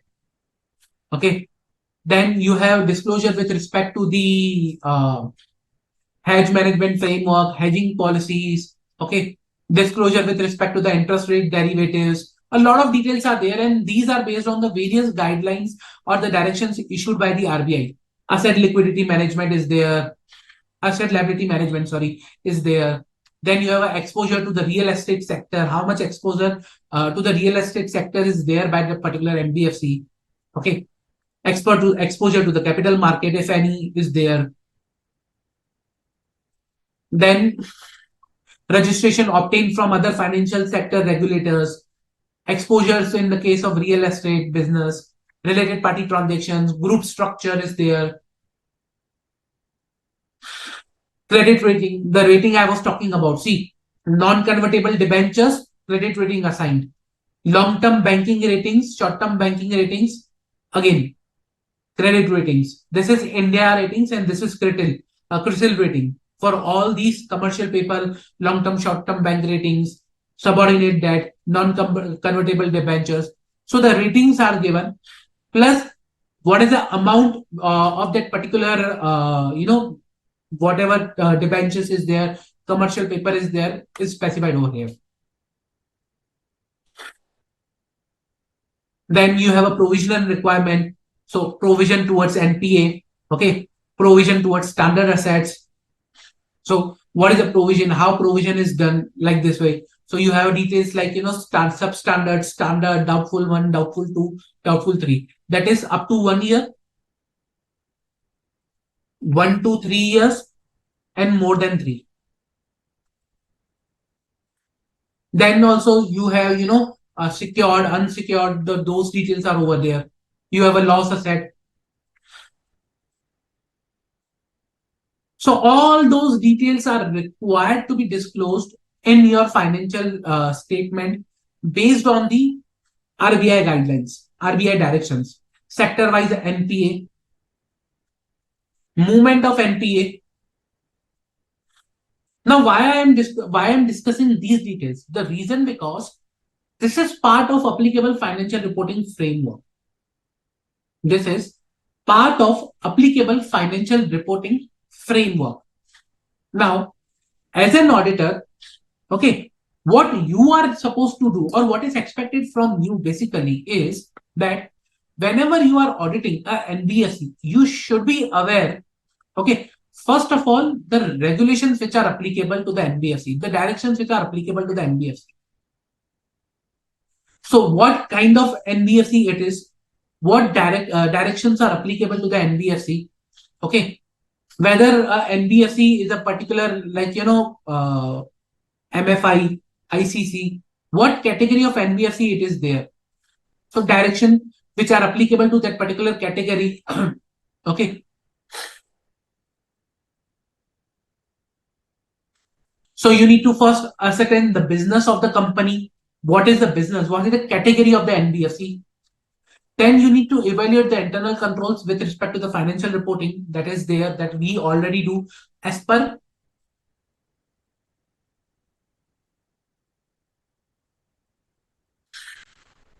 SA 315 and 330 already is there. We understand the entity, its environment, including internal controls. Okay. In NBFC, internal controls are very important. Next part comes is the registration with RBI.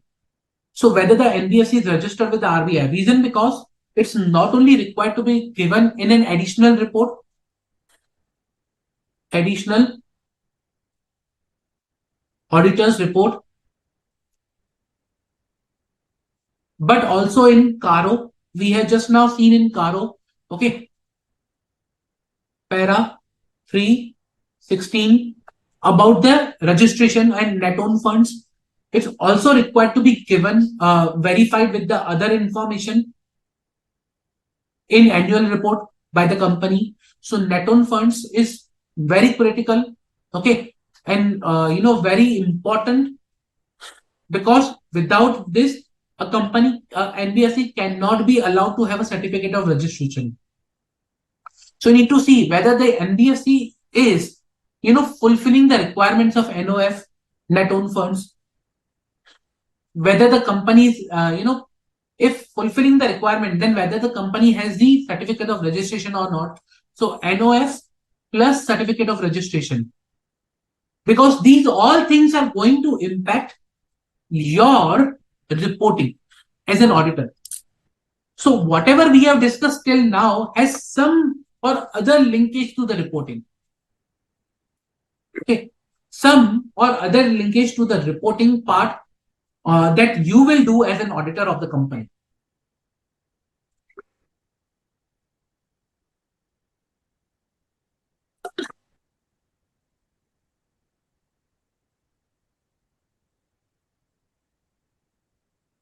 Plus, if the company is accepting deposit, then whether various deposit limits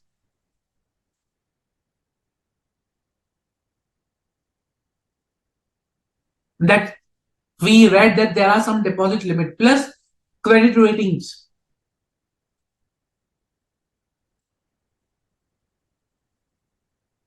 plus ratios are complied with or not. So as an auditor, you are required to see the deposit limit, credit ratings, ratios, whether they are being complied or not. Then comes the directions.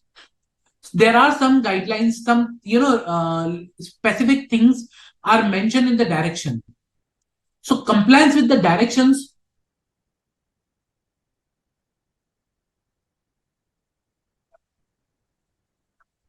is important for the NBFC, and an auditor, we have an added responsibility to see whether the NBFC is complying with the directions or not. Because SA 250, if you think about SA 250, complying with the law, laws and regulations in an audit of a financial statement. If there is any non-compliance, okay, we have a no-CLAR also. If there is any no compliance, okay, non-compliance with respect to laws and regulations, plus you have additional reporting by the auditor, where again you have a multiple, reporting on compliance of the directions issued by RBI or not. Plus, if there are any non-compliance, then effect of non-compliance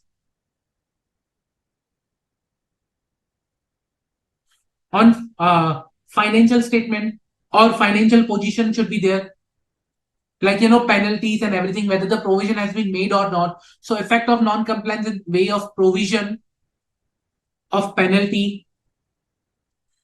It may happen that the non-compliance is of such nature that the company might lose its certificate of registration and might have to stop its business. So it could be very critical. So effect of the non-compliance on going concern also. So that's why it becomes very important as an auditor to understand whether the directions which are issued by the RBI are complied with or not. Various directions are there for various classes of NBFCs, for various business types. Okay. Not only public deposit, but we'll see multiple types of, directions. Maximum ceiling, quantum of ceiling, credit ratings. Okay. Regularization of the credit, regularization of the public deposit, if it has been taken and in excess of the limits, then you will be checking whether other conditions of those particular public deposits as per the directions have been fulfilled or not. Then internal controls around these areas, like how management is ensuring that the there is no non-compliance with laws and regulations. They might have set up some internal controls. Then who is looking for those internal controls? Whether those controls are designed effectively or not, whether those controls are operating effectively or not. So internal controls around accepting deposits, internal controls around, complying with the deposit directions, internal controls around complying with other directions, internal controls around, various ratios which are there. So who is looking onto those areas? Who is looking onto those controls? Whether they are designed appropriately or not, whether they are operating or not, because some of the comfort auditor can get from those controls also. So that's why internal controls with respect to the compliance of the directions, with respect to the compliance of the RBI Act or any other provision that has been rules issued by RBI are important. Okay, then comes the NBFC return directions. The NBFC is required to submit various returns. NBFC is required to maintain various registers. So return registers, whether they are maintained appropriately or not, or whether they are filed in a timely manner, maintained in a timely manner. Okay, so these returns, registers are whether in compliance with the directions or not. Well, in case of a group holding company or core investment companies, there are CIC directions, whether these CIC directions have been fulfilled or not. Then comes the prudential norms, whether the NBFC has complied with the prudential norms of investment, accounting standard, income recognition. Then you have, provisioning, asset classification, capital adequacy norms. A lot of things are there. Okay. So prudential norms, whether the prudential norms have been complied or not. So see, for an auditor, usually in a case of an audit of a company, we see income recognition based on the accounting standard or generally accepted accounting principles or Ind AS. In case of NBFC, we have Ind AS. So in case of NBFC, you have Ind AS, you have GAAP, what is applicable over here, generally accepted accounting principles, but you also have NBFC prudential norms.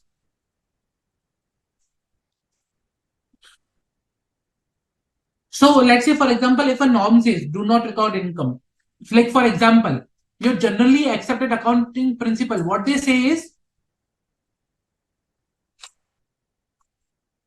let's say income to be recognized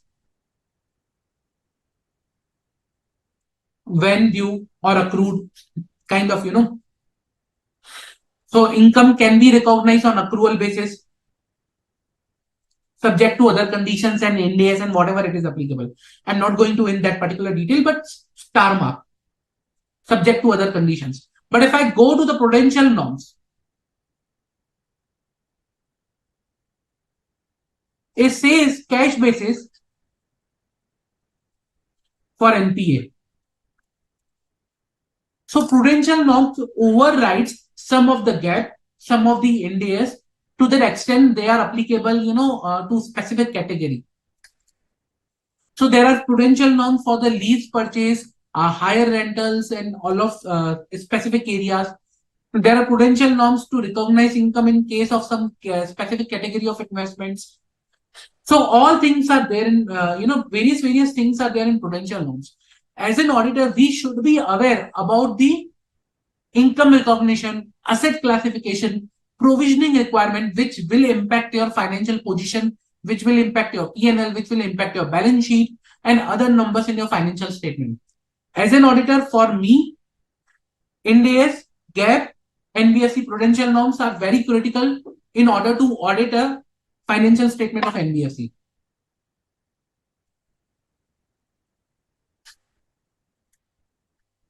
Classification of NPAs, whether NPAs are appropriately classified or not. Delayed classification of NPA could also result, in impact of revenue recognition. For example, when an asset becomes NPA, all the unrealized income is required to be reversed for that particular NPA. Okay. So let's say on 31st March, it was NPA. It was. Okay. However, management recorded only on 30th June. Okay. Delayed recognition of NPA. Now, this delayed recognition will impact the income, unrealized income. Okay. So on 30th June, what will happen is unrealized income is required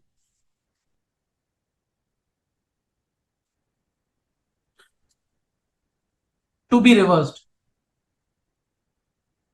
Now, that was supposed to be done on 31st March.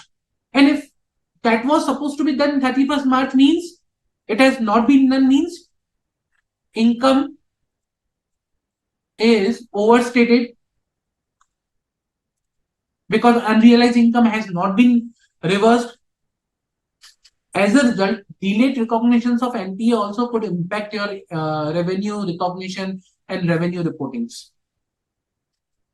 Hence, it becomes very imperative for us to focus on prudential norms as an auditor.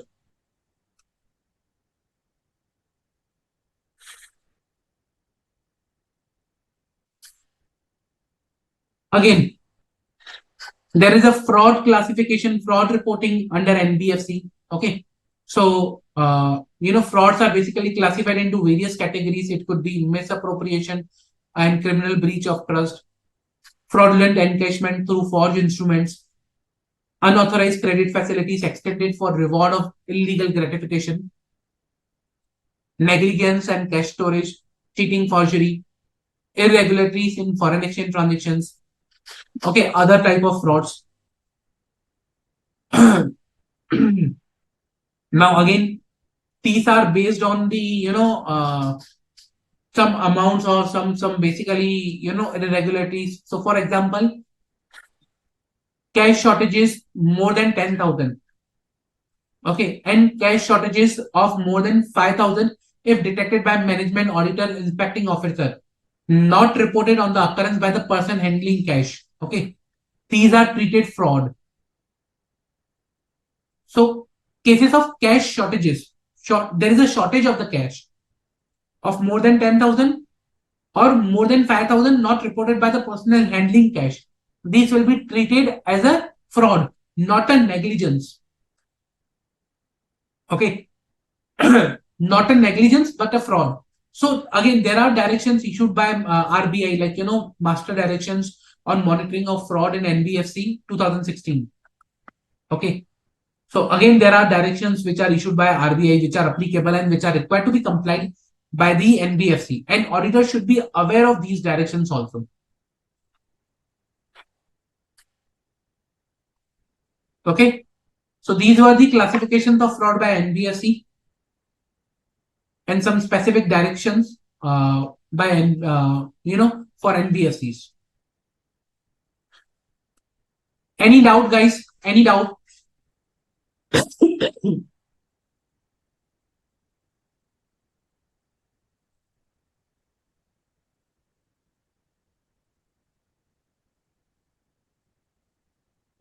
Any doubt till now?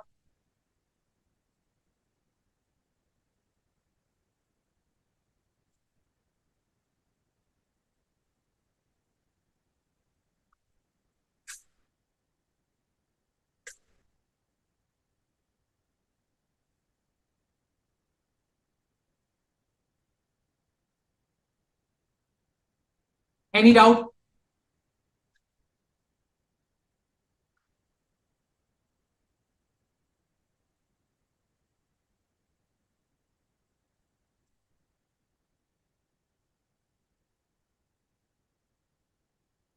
Now, if you see a financial statement of an NBFC, you will find a lot of disclosures. Let's say disclosures with respect to the complaints. Okay. Summary of the complaints received by NBFC. Okay, from customer and office of ombudsman person. Now, in that case, if you see, like, top 5 grounds of complaint received by NBFC, these are the audited figures. These are the audited numbers. Part of your notes to financial statement means these are audited by auditor. So, in order to audit these things, in order to audit these numbers,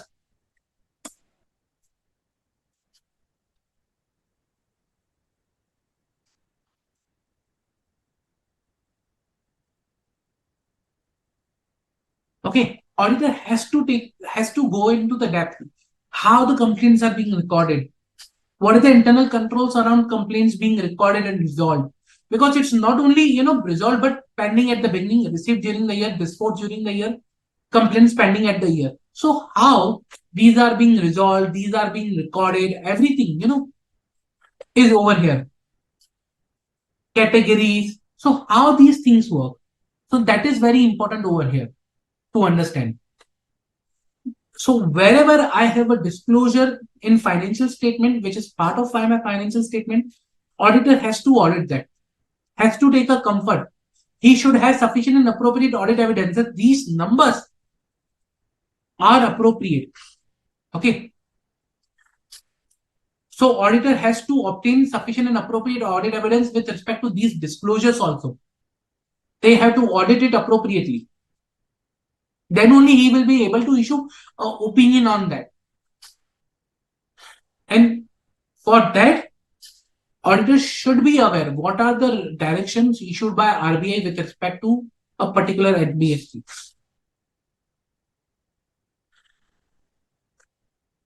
Oversee, if you see over this, this is a quarter on quarter LCR, liquidity coverage ratio calculation. Now, liquidity coverage ratio, there is a method prescribed by the RBI for the calculation of liquidity coverage. Now, that has been done by the management, but auditors should also be aware whether this has been done appropriately or not, whether these numbers are appropriate or correct or not, from where these numbers are coming, whether the method, format,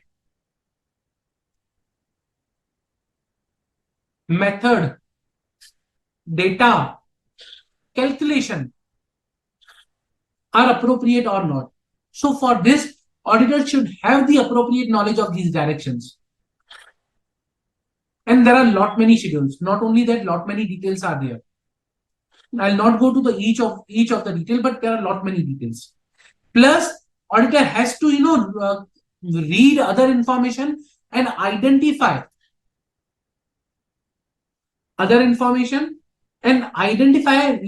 material discrepancies with other information. Material discrepancies you call, or inconsistencies.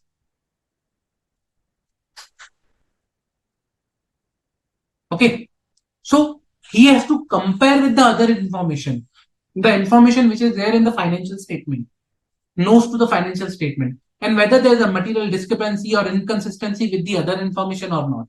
Then he needs to go and check, okay, whether this is because the other information is incorrect or the financial statements are incorrect. And accordingly, he needs to go and suggest the path.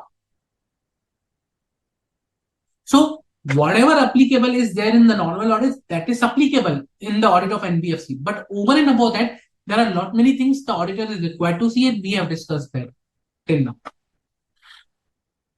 Any doubt? Any doubt till now?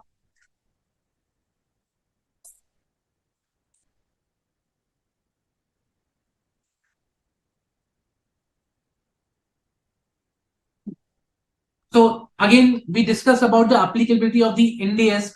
For Ind AS, there are two categories. One, listed and unlisted NBFCs having net worth of more than 500 CR. For them, it is applicable from 1st April 2018. NBFCs unlisted having net worth 250, more than 250, but less than 5 CR. And they are holding subsidiary, joint venture, associate of such NBFCs, like of having net worth of 250 more, but less than 500 CR. For them, it is applicable from 1st April 2019.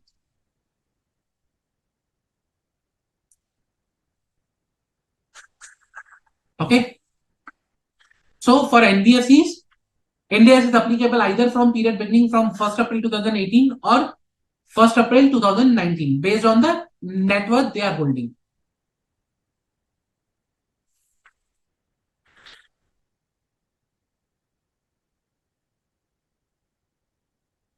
Again, we discussed about the Ind AS format.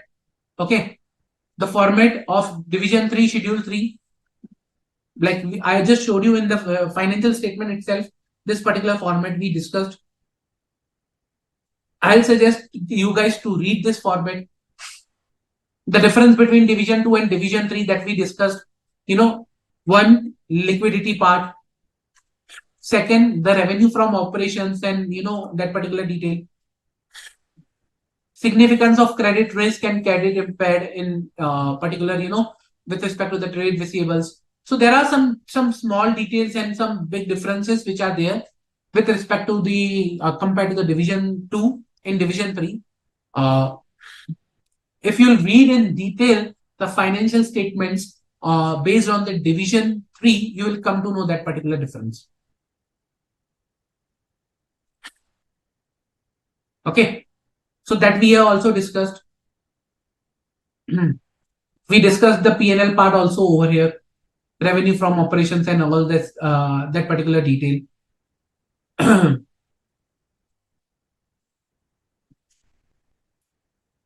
Any doubt with respect to whatever we have discussed till now? Any doubt?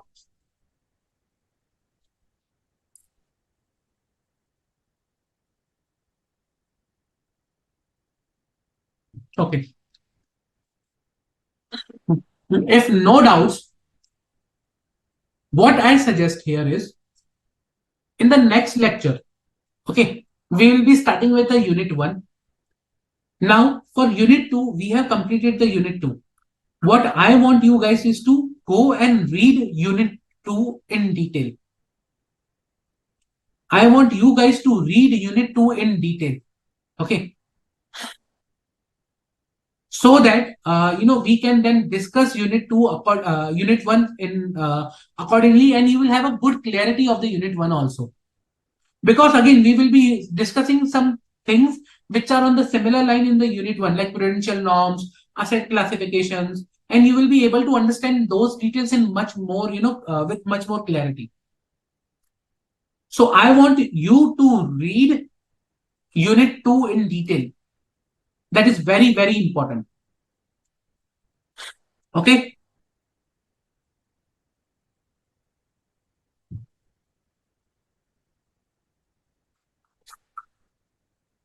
And then based on that, if you have any doubts, then you can come up with your doubts in the next lecture.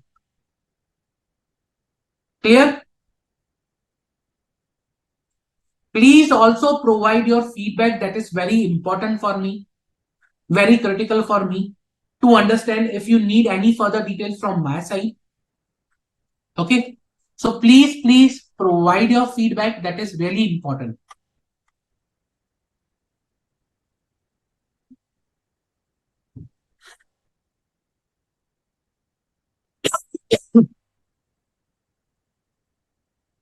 Okay. Any doubt, guys?